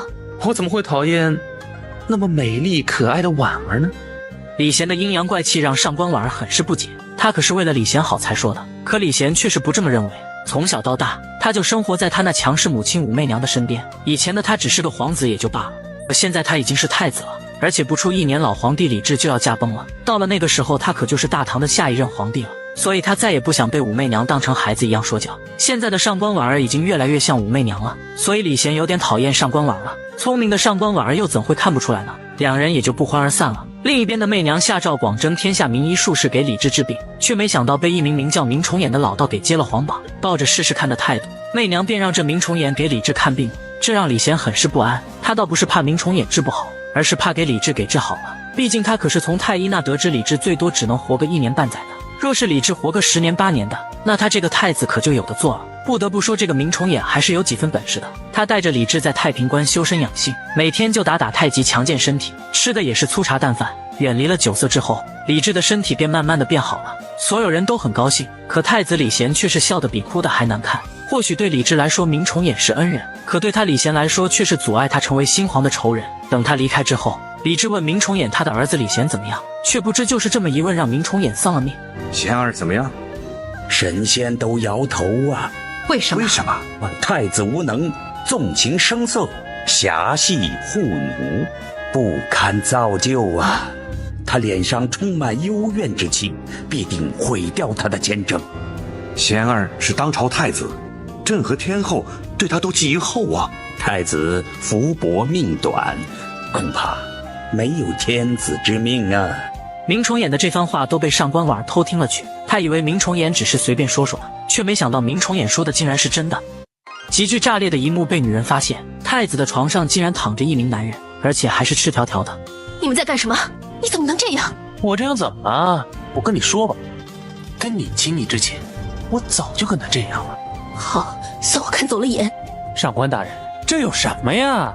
李贤的那副无所谓的态度让上官婉儿感到震惊。不久之前，他从明崇俨和天皇天后之间的谈话得知了李贤侠戏护奴。当时的他是不愿相信的，毕竟不久之前的他还和李贤在一起过。当天夜里，上官婉儿故意不经过侍卫的通传，给李贤搞了个突击检查，结果他就真的发现了如此辣眼睛的一幕。更让他气愤的是，被撞破丑事的李贤不仅不以为耻，竟反倒觉得没什么大不了的。气不过的上官婉儿狠狠地打了李贤一巴掌，而且还骂李贤龌龊无耻，这可把李贤给惹毛了。虽然他以前是喜欢上官婉儿，可得到之后他才发现上官婉儿是别有用心的，只有他的护奴赵道生对他才是全心全意的，所以他和道生在一起的时候才是无忧无虑，也是最舒服的。可上官婉儿呢，不是对他指手画脚，就是拳打脚踢，这让李贤感觉若是娶了上官婉儿，简直就是娶了一个像武媚娘那样的妈。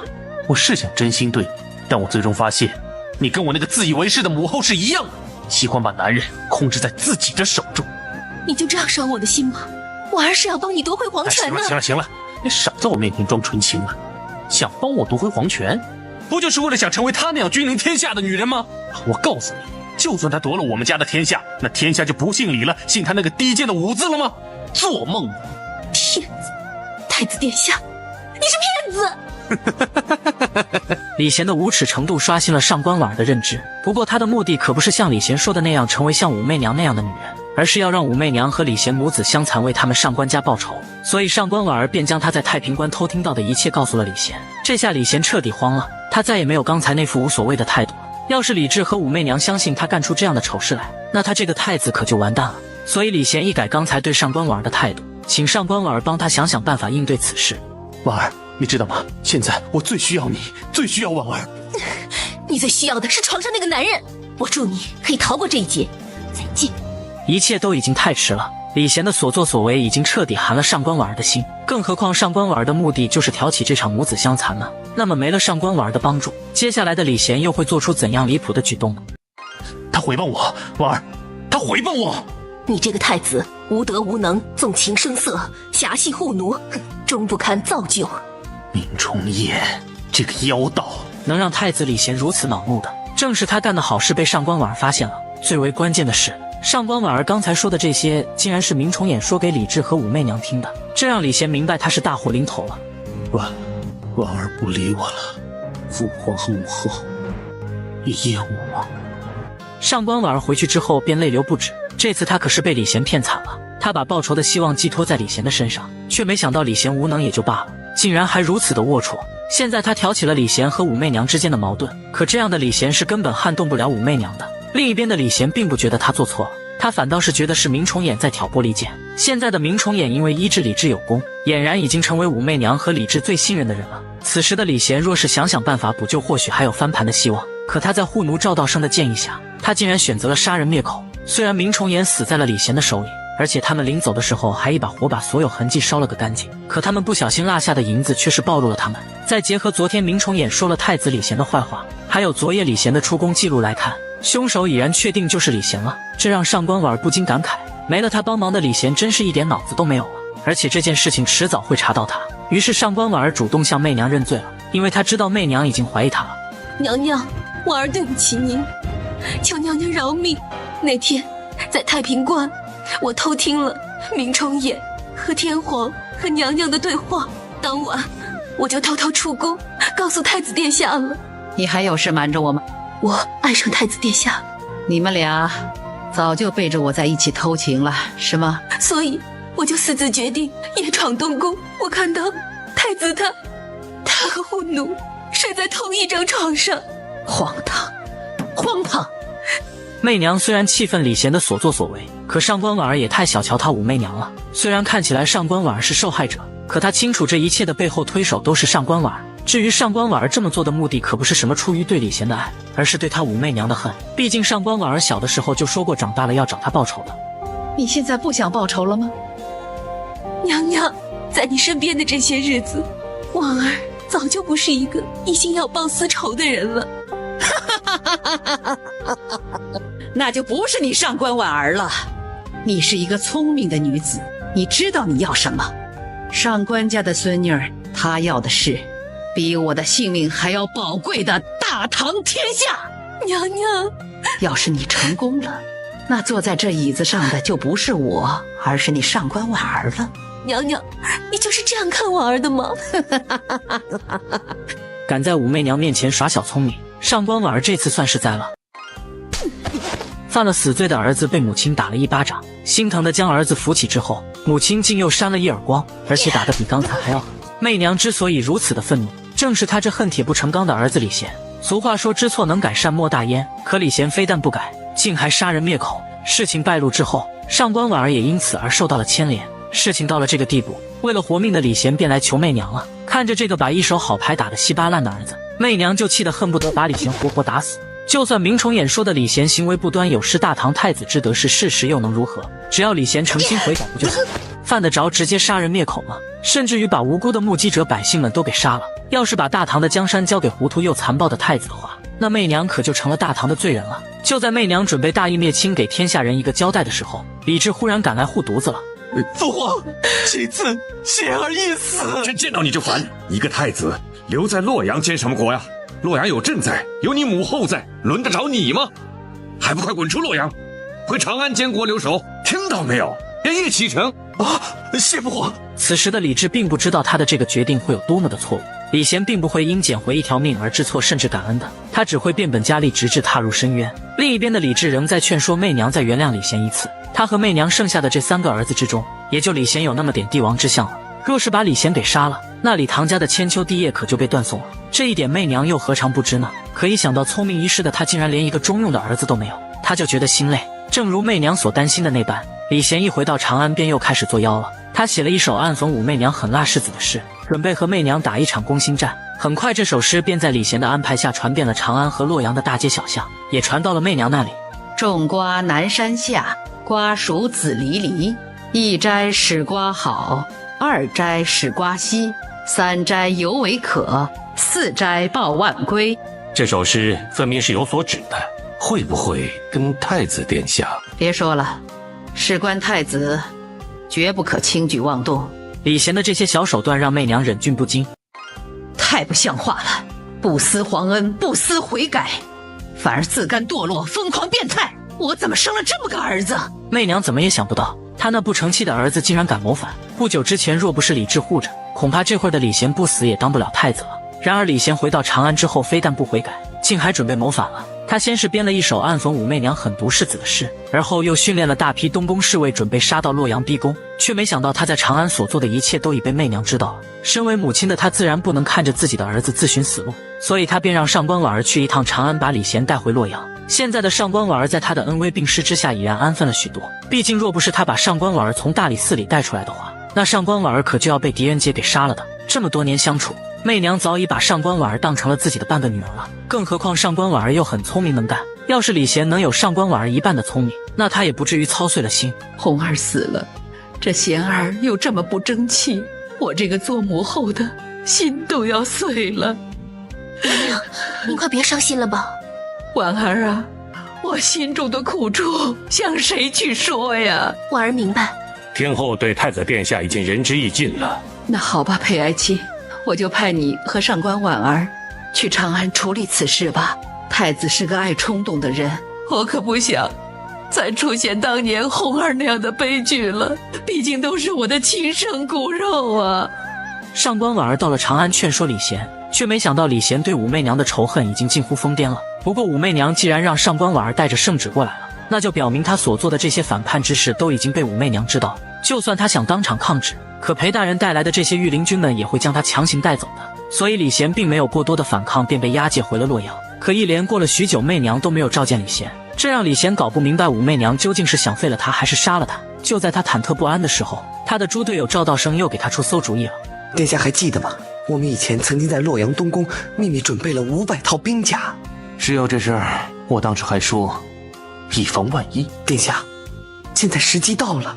你是说动手？现在再不动手，就没有机会了。能成吗？怎么不能成？我们手上还有上百号人马，冲过去捉拿天后，废掉天皇。殿下，您就是皇上了。皇上？对呀，成者亡，败者寇。我现在是唯有这条出路了。在赵道生的不断蛊惑之下，李贤已然决定发动兵变挟持李治了。只是就凭他现在的500人，想要杀进御林军把守的太平关，那无异于是以卵击石。所以他得想办法让太平公主把李治请到东宫来，到时李治落入了他的手里，就算武媚娘的手段再厉害，那也得乖乖听他的。李贤如意算盘打的倒是响，那他又是如何落了个满盘皆输的下场呢？儿子要造反，却不知睿智的母亲早已识破一切。等到儿子开始行动的时候，他便主动来会会他这胆大包天的儿子了。太子殿下，你还等什么？拼了吧！放肆！来人！在！一个小小的侍卫，竟敢鼓动太子殿下谋反，实在是太不自量力了。李贤这下可是被赵道生给坑惨了。武媚娘带着大批御林军而来，若是他敢反抗，那无异于以卵击石了。接着御林军在东宫里搜出了大批兵器铠甲，这下太子谋反之罪算是坐实了。只是如何处理李贤，却让媚娘犯了难。李治的想法是让李贤回长安避一避，等风头过去再把李贤接回来。可媚娘却是不打算就这么放过李贤，她不是没有给过李贤机会，可换来的却是李贤的变本加厉。这次若不是他提前得到消息有所防备，那这回的他和李治怕是已经成了李贤的阶下囚了。最让媚娘痛心的不是李贤的造反，而是李贤竟然怀疑她不是李贤的亲生母亲。想当年媚娘生李贤的时候，可是差点搭上自己的命的，能有这样的一个狼心狗肺的儿子，媚娘真是倒了8辈子的血霉了。媚娘，你就饶了他吧，亲生儿子毕竟是亲生儿子啊，是媚娘你身上掉下的一块血肉啊，媚娘。身为人子，心怀逆谋，不忠不孝，天理难容，杀！媚娘，你怎么这么狠心啊你？他杀了明崇俨，就等于杀伤天皇的龙体。他想篡夺帝位的野心，还不昭然若揭吗？他不仅杀了明崇俨，还杀了乡间酒馆4个无辜的平民。现在洛阳城内外民怨沸腾，都在痛骂我们皇家了。这样的皇子还可以继承皇位吗？媚娘捅破了李治的最后一丝幻想。现在的李贤别说是继承皇位了，就是能不能活命都是个问题。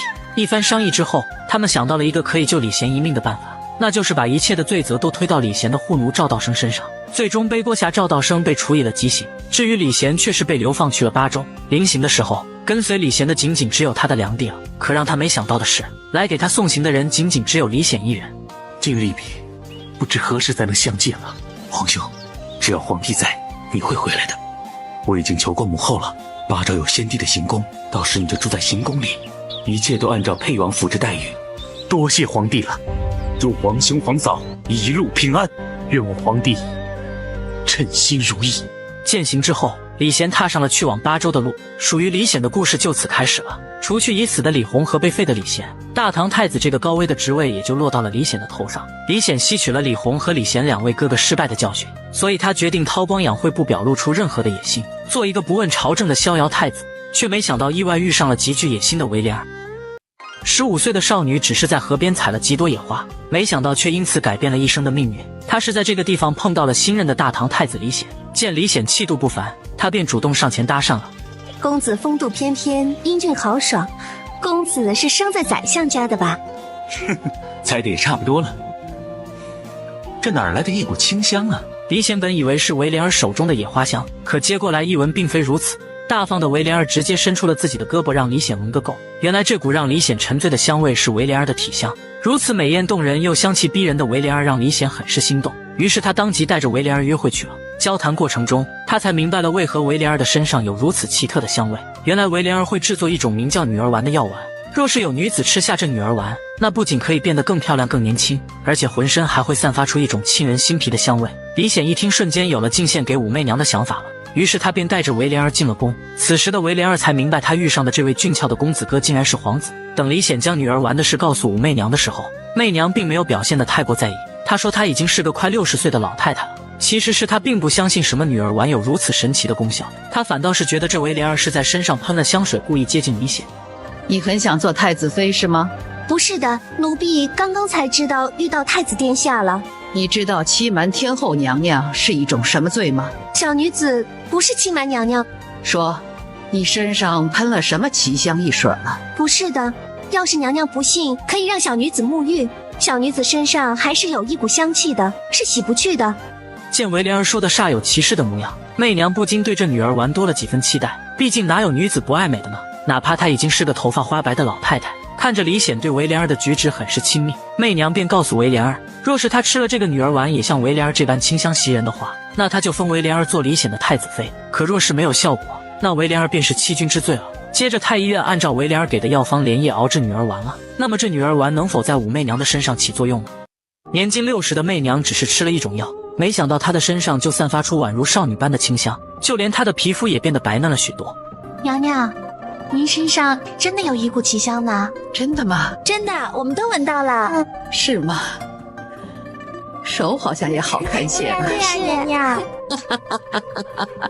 心情大好的媚娘当即兑现了她对维莲儿的诺言，她不但让维莲儿做了太子李显的太子妃，而且还赐了维莲儿一个新的名字，叫维香儿。这可把维莲儿激动坏了，很快便到了维莲儿和李显大婚的日子了。可让李显意外的是，他掀起新娘子的红盖头，看到的却是一张气鼓鼓的脸，这让李显有点搞不明白是他哪里得罪了维莲儿了。如此隆重而又豪华的婚礼，维莲儿应该感到高兴和荣耀才对。原来维莲儿之所以白脸子，是因为他的父母没有被请到场，而原因则是他的父亲品级太低，所以这会儿的维莲儿便央求着李显去帮他的父亲求个5品以上的官。可李显想都没想便拒绝了，毕竟他的2个哥哥李弘和李贤就是前车之鉴，他可不想死或是被流放，所以他需要继续忍耐下去。只要他熬到继位成了皇上，给维莲儿的父亲封个1品的官也不在话下了。对于李显画的大饼，维莲儿表示真香。那殿下把香儿抱到床上，香儿要好好的服侍殿下。好啊。不知道是谁服侍谁呢？伴随着一阵奇怪的笑声，两人一起品尝起了禁果。不久之后，郝大人找到了太平观里的李治。现在的李显不问朝政，李治又在太平观里修道养生，朝政已经完全落入了武媚娘的手里。长此以往下去，吕雉篡权的历史必将会再度重演。而现在的太子李显也很有可能会走李弘和李贤的老路。在郝大人的不断劝说之下，李治终于决定把朝政大权从武媚娘的手里夺回来。第二天早朝的时候，他便宣布了一项没有和媚娘商量的决定：朕要带领文武百官去嵩山封禅，封禅回来后，朕要回长安都城了。长安才是我大唐的基业啊！媚娘脸上的笑意消失不见，她知道朝中的某些大臣又见不得她一个女人当家了。老皇帝教儿子斗鸡，看的是斗鸡捉对厮杀，学的是莫大的学问。看明白了吧？斗鸡也是有学问的，胜者为王，败者寇。儿臣愚钝。李显的回答让李治不由得叹了一口气。作为大唐的太子，李显却从来不过问朝政的事，就连早朝也是经常缺席，气得李治便找到了马场的李显。他是想好好把李显教育一番，来继承大唐的江山。不久之前的他宣布要去嵩山封禅，为的就是要把媚娘手中的皇权给李显夺回来。媚娘虽然很生气，可她更担心李治的身体无法承受住嵩山之行的颠簸。既然李治不跟他商量就宣布了这个决定，那他也不好劝李治取消此行了。到了出发的这一天，李显被留在了洛阳监国，而媚娘则是被李治带去嵩山封禅了。这样一来，朝政大权便回到了李显的手中。可李显却不是当皇帝的料，他处理朝政的能力要比李贤和李弘差得多。不过他倒也有自知之明，一直帮武媚娘处理奏本的上官婉儿就是他要招揽的得力助手。他将上官婉儿拉到屏风后面，而后向上官婉儿许诺，等他当上了皇上就把上官婉儿封为皇后，要不然李治一驾崩，他可没办法治理得了繁杂的朝政大事。等到本宫登基继位，我就废了太子妃，封婉儿为皇后娘娘。婉儿身上可没有奇香哦。得婉儿者，可治天下。婉儿被殿下感动了。就在两人准备深入交流一番的时候，太子妃韦香儿忽然赶来了。看着李显和上官婉儿都从屏风后面出来了，女人的第六感告诉她，李显和上官婉儿的关系非同一般了。于是她当着李显的面警告了一番上官婉儿，却没想到上官婉儿根本不搭理她。正如李显所担心的那般，李治还没到嵩山便已经病倒了。他知道自己的大限就快要到了，不过他想在临死之前回去长安看一眼。朕要回长安，死也要死在长安。朕的眼睛不行了，就是回到长安，也看不见长安的样子。天皇，还是回洛阳吧。洛阳是新都，路途比长安要近得多，对天皇的身体有好处啊。可是朕心里想的是长安，是长安啊，媚娘。天皇，天皇，必须马上赶回洛阳。刘公公，奴才在，派传旨，立刻回洛阳。56岁的李治即将走向生命的尽头，他在媚娘的陪伴下走完了最后一刻。临行之前，他说了这样的一番话：没有媚娘，就没有朕的今天，也没有大唐眼下的气象啊。有了天皇这句话，媚娘再苦再累也值得。媚娘，朕一直是爱你的，还记得宫墙下那颗大腊梅吗？朕第一次在那里遇见你。当然记得。李治的思绪瞬间回到了15岁的那一年，那时的媚娘就像个仙女一般令他着迷。虽然当时的媚娘是李世民的武才人，可李治却是在心中暗自发誓，一定要得到媚娘。皇天不负有心人，他付出了许多的代价得到了媚娘。刚开始的时候，两人亲密无间，那段日子是李治最快乐的时候。后来他们接连生下了4儿2女，却在接二连三的变故之中永远失去了安定公主和李国。至于李贤，却是被流放去了巴州。现在他和媚娘仅仅只有李显和李旦，还有太平公主在身边了。皇权之争也让两人发生过多次的猜疑和争吵，好在两人一直坚持走到了最后。要是可以的话，李治多想再和媚娘回到长安看一看两人初时的那棵腊梅树，只可惜他李治已经坚持不到那个时候了。接着他强撑着最后一口气，在媚娘的搀扶下接见了臣民，也向众人宣布了遗诏：皇太子可以书前即帝皇位，军国大事，有不决者，兼取天后尽职，保我大唐永久不衰。一旁的媚娘很是感动，李治的这句话就代表着还是相信他的。其实这也是李治的无奈之举，他和媚娘的这几个儿子是一个比一个差劲。李显继位后，若是没有媚娘的震慑，那大唐的盛世怕是要葬送了。他只希望媚娘不要学吕雉那般撺掇他们李唐家的江山。或许是李治的信任让媚娘感动，又或是他必须挑起保住大唐基业的重任。媚娘向李治发誓，他定会协力他们的皇儿把大唐治理好，而后再交还给他们的皇儿们。有了媚娘的誓言，李治终于可以安心的走了。他就这么躺在媚娘的怀里离开了人世。李治的离去对媚娘的打击无比的沉重。60岁的媚娘一夜之间就变成了斯琴高娃。60岁的媚娘一夜之间变成了斯琴高娃，竟是因为她那56岁的丈夫离开了人世。现在的她不需要争宠，却需要承担起守护大唐的责任。怎料李显并不是安分的主，朕总算是熬到头了。这些年，皇上韬光养晦，一切言行均顺服于太后，才有了今天的苦尽甘来呀。从今天开始，朕一定要按着自己的心意，做一个有所作为的皇上。李显想要有所作为的话，那首先要做的就是把朝政大权从武媚娘的手里收回来。裴大人提议把中书省等几个重要的部门全部换成忠于李显的人，这样一来，武媚娘的实权便被架空了。李显觉得这个办法不错，到时朝堂所有的大事都可以由他来决定了，也就不存在什么无法决断的事需要让武媚娘来裁决了。李治才走了没多久，李显一党就按捺不住了。这种几乎逼宫的做法让媚娘愤怒的同时，也让媚娘觉得是个难得的机会，一个失去朝堂话事权却可以掌握军政实权的机会。于是媚娘便按照裴大人的请求，把忠于李显的人调到了朝堂之上，却把自己的人安排接管了这些人的实职。裴大人这下算是吃了个闷亏了。可不太聪明的李显却是没有意识到这一点，他觉得他已经把皇权从武媚娘的手里给收回来了。于是隐忍多年的他彻底爆发了。首先他要做的就是收服上官婉儿。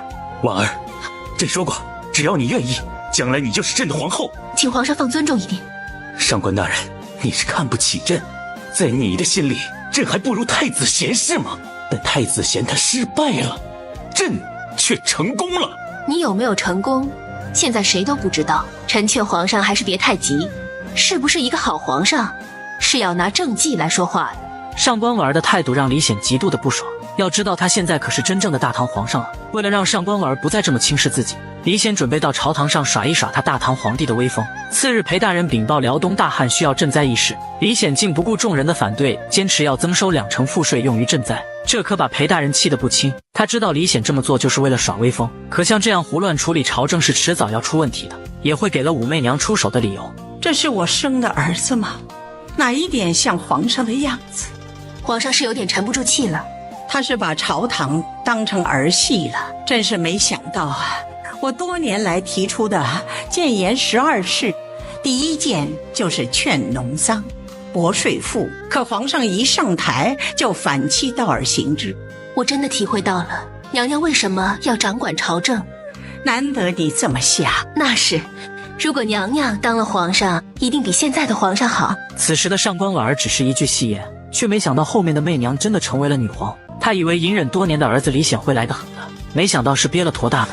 突然增加赋税的做法无异于杀鸡取卵。媚娘来到乡间视察，却没想到百姓们都对李显增收2成税赋的旨意怨声载道。这些年来之所以国泰民安，就是因为媚娘的谏言12事减免了赋税，老百姓们的粮食都有积余了，那是越干越有劲。突然，一位手拿破血、脚都磨出血泡的县令急急忙忙地跑了过来，这让媚娘诧异的同时，也不明白堂堂7品的县令怎么会混成这样的。你怎么会提着鞋赤着脚呢？不瞒娘娘，这个鞋子已经破了，回头让夫人缝缝再穿。不瞒娘娘说呀，下官的俸禄还不够养活一家老小的呢。今天我真看见了一位辛劳的父母官呢。这大唐江山社稷是靠着你们撑着呀。娘娘，有您这句话，天下的7品县令就知足了。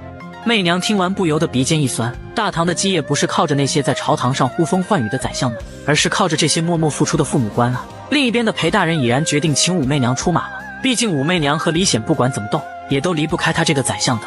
武媚娘再次回到了朝堂，她做的第一件事就是废除李显的增收税赋，并且提高所有7品县令的俸禄，这让李显非常的没有存在感。他觉得他跟个傀儡皇帝没什么两样，不过这对于韦香儿倒是个机会，一个提拔他娘家人培植自己势力的机会。等到韦香儿提议大肆提拔他娘家人的时候，正处于失意的李显毫不犹豫的就答应了。可裴大人却是极力反对李显胡乱封官的行为，两人更是因为此事吵了起来。强势的李显又拿出自己皇上的身份了，逼不得已的裴大人便只好同意了。可他不是个傻子，一旦李显开了先例，那皇后韦香儿定然会把娘家人全给弄进宫里来。到了那个时候，他裴大人的死期也就到了。于是转头他就把这件事告诉了武媚娘，这让媚娘不由得感慨，他的儿子李显不是没用，是真没用啊。我花了这么多心血把显儿扶上皇位，结果他是一个胸无大志的窝囊皇帝，我好悔呀。媚娘思考了许久，她不能辜负李治临终前对她的嘱托，下定决心的她准备废了李显这个皇帝。皇上一觉醒来上早朝，竟发现自己的皇位被废了。还有王法吗？还有法律吗？这可是皇上，是先帝签订的皇上啊！这到底犯什么错了？这犯什么罪了？这江山是祖宗辛辛苦苦打下来的，你以为这是你手中的玩物，还是一块玉啊？我岂能容忍你这个逆子？李显就这么被武媚娘给废了，谁让李显无能还这么做呢？他不仅和武媚娘这个太后对着干，还不顾大臣们的反对，让为皇后的娘家人走后门。长此以往下去，大唐的基业怕是要毁于一旦了。李显被废了之后，媚娘只能立李旦为新皇了。这下韦香儿的肠子都要悔青了，她的娘家人不仅没能够被提拔，就是她这个皇后的位置也没了。只是对于李旦来说，却是惊吓多于惊喜。从李弘到李贤再到李显，他可是亲眼目睹了他的3位哥哥是什么下场的，所以他只想做个逍遥王爷，而不是成为大唐新皇这个高危的职业。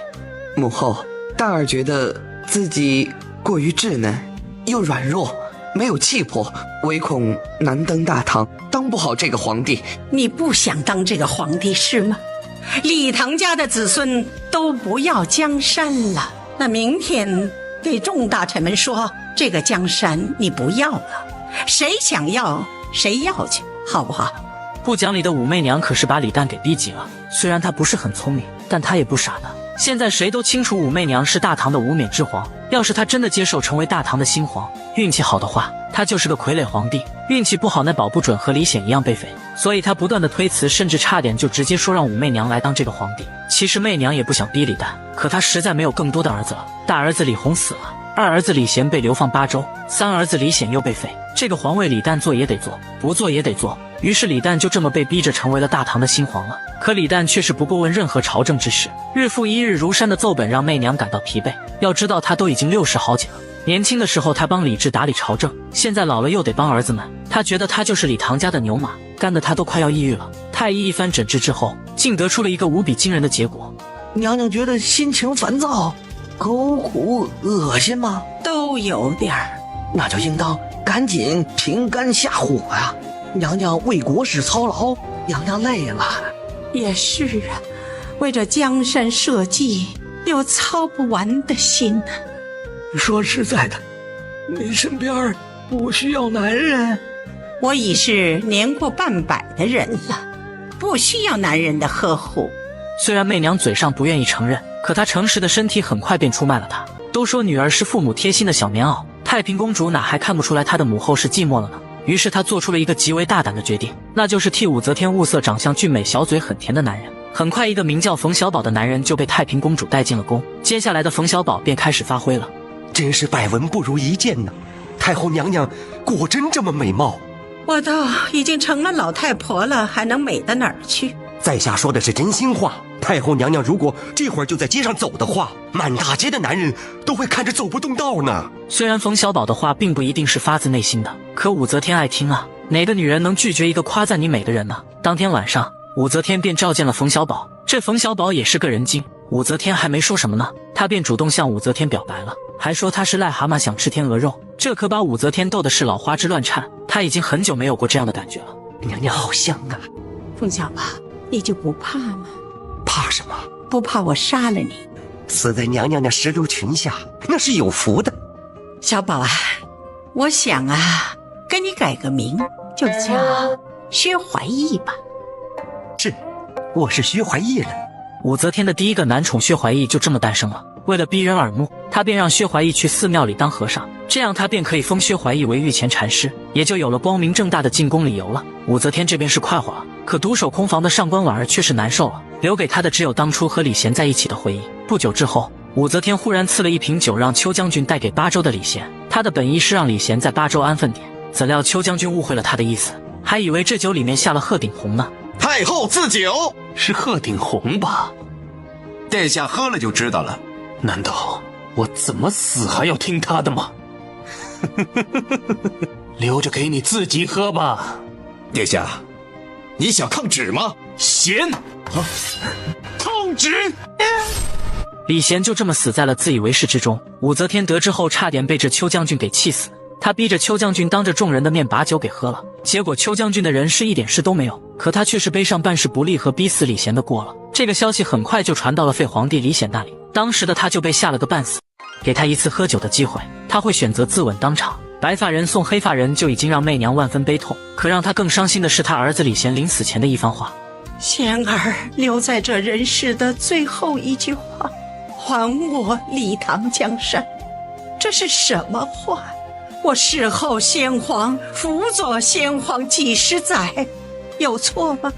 我为他先皇生了4子1女，他还是记恨于我，还说我不是他的亲生母亲，太让人伤心了。李贤的遭遇让上官婉儿感到惋惜，明明武则天给李贤铺好了一条通往大唐帝皇的路，却硬生生的被李贤走成了这副模样。想他武则天14岁进宫，从一个才人成为皇后，又从皇后升级为天后，甚至现在的太后，这50年经历的劫难，那可不比西天取经少到哪去。却没想到他生的4个儿子一个比一个不顶用，如今更是死了2个，前有李弘，后有李贤。那些不满武则天主持朝政的人开始蠢蠢欲动了，尤其是以扬州的反叛势力最为活跃。他们先是拉了薛御史入伙，这薛御史的来头可不小，他的舅舅正是现在朝中的第一重臣裴炎。这裴炎可不是一盏省油的灯，他对于扬州反叛势力是既不打压也不加入，他想的是让武则天和这帮人斗个两败俱伤，这样他便可以自己掌握朝政了。不过武则天的手段他可是领教过的，为了保护扬州这股反叛势力不被武则天掐灭，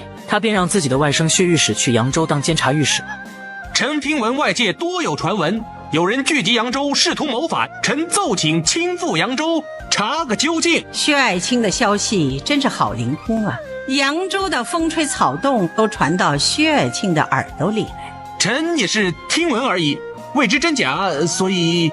太后，此事关系重大，薛仲章身为监察御史，奏请去扬州查验实情，也是他的职责，臣以为理应恩准。本来武则天是有点怀疑薛御史的，可裴炎一开口，他便知道大鱼上钩了，所以他当即就同意了薛御史的奏请了。可笑的是，扬州的反叛势力还以为武则天做了一个错误的决定呢。有了薛御史的庇护，扬州的这股反叛势力愈加的猖狂了。他们先是诬陷扬州长史陈敬之谋反，而且还动用监察御史的权力将陈敬之北下了狱。这下整个扬州算是基本落入了反叛势力的手中了。这也代表着到了武则天收网的时候了。扬州要是真的反了，即刻派兵进剿，绝不能坐失良机。娘娘这样果敢，必能占得先机，亮叛军也占不到什么便宜。我倒要看看这一次跳出来的究竟是哪几个。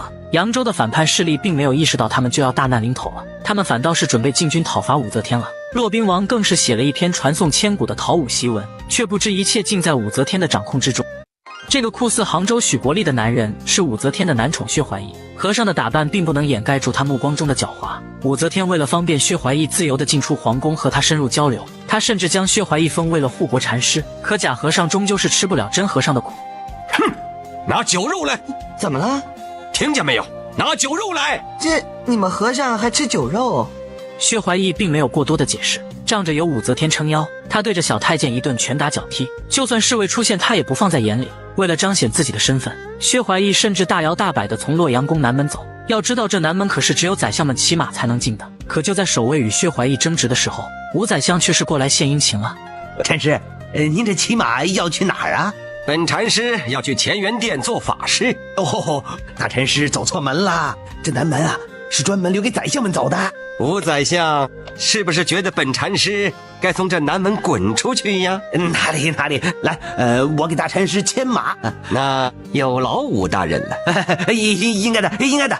吴宰相的吹捧让薛怀义愈加的膨胀了，他让吴宰相给他牵马在宫里四处溜达，碰到的官员无不向他问好，这让薛怀义有种飘飘然的感觉，却不知这是吴宰相故意在捧杀他。很快薛怀义便因他的自大吃了个大亏了。这天他像往常那般从南门入宫的时候碰到了苏宰相，嚣张的薛怀义便让苏宰相也下来给他牵马溜达溜达，却没想到苏宰相根本不惯着他，薛怀义顿时就被打得喵喵直叫。即使他搬出了武则天，也并没有改变他被打成猪头而后被扔出宫外的结局。他薛怀义横行霸道这么久了，何曾受到过这等鸟气呢？他哀嚎着到武则天的面前哭诉，说是他被吴宰相给欺负了，而且还踢他的弟弟，差点就给他踢成了半身不遂，不能再侍奉武则天了。俗话说打狗还要看主人。第二天早朝的时候，武则天便批评苏宰相下手不知轻重了。可苏宰相并不认为自己做错了，他反而是让武则天把薛怀义给变成太监，要不然一个不守规矩的出家人经常进出后宫，怕是要出大问题。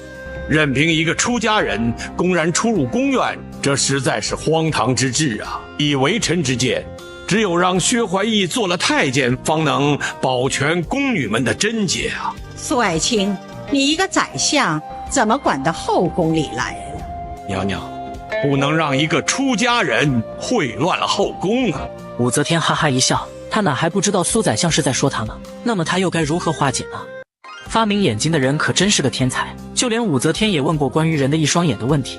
这人怎么有2只眼睛？1只不行吗？3只不行吗？如此奇怪的问题顿时引起了朝臣们的讨论，有说长2只眼睛才能好看的，也有说2只眼睛才能拥有更开阔的视野的，就是没有人理解武则天的深意。见众人答不上来，他也就不卖关子了。他说人之所以有2只眼睛，就是为了在恰当的时候闭上1只眼，这样1只睁开的眼便可以看到该看到的，另1只闭着的眼就看不到了。意思就是让大臣们睁1只眼闭1只眼，对他招纳薛怀义当男宠的事当作没看见。碍于武则天现在的权势，大臣们也只好默认他招男宠的事了。可这对于以徐敬业为首的扬州叛军来说，却是个极佳的征讨武则天的借口。由骆宾王写的讨武檄文更是传遍了天下。武则天得知后非但没有恼怒，她反倒是很欣赏骆宾王的才学，于是她吩咐征讨叛军的将军尽量把骆宾王给活着带回来。为了让更多的人跳出来，武则天并没有一下子歼灭叛军，而是让扬州的战事进入了焦灼的状态。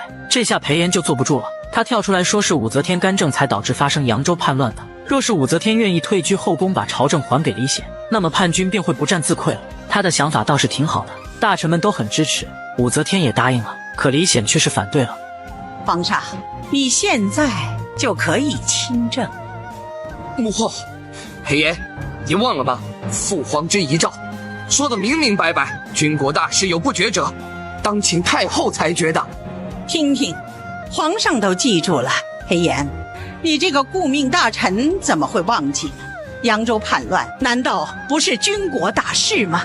此时的裴炎就像是吃了苍蝇一样难受，他没想到李显居然怂成这样。既然裴炎已经跳了出来，那武则天便把他拉出去砍了。直到死前，他才明白他中了武则天的计了，很明显是要用他的死来震慑一切想要反对武则天的人。随着裴炎被斩，扬州叛乱也很快被平息了。武则天在朝堂的威慑力又达到了一个新的高度，接下来就是她成为女皇称帝的时候了。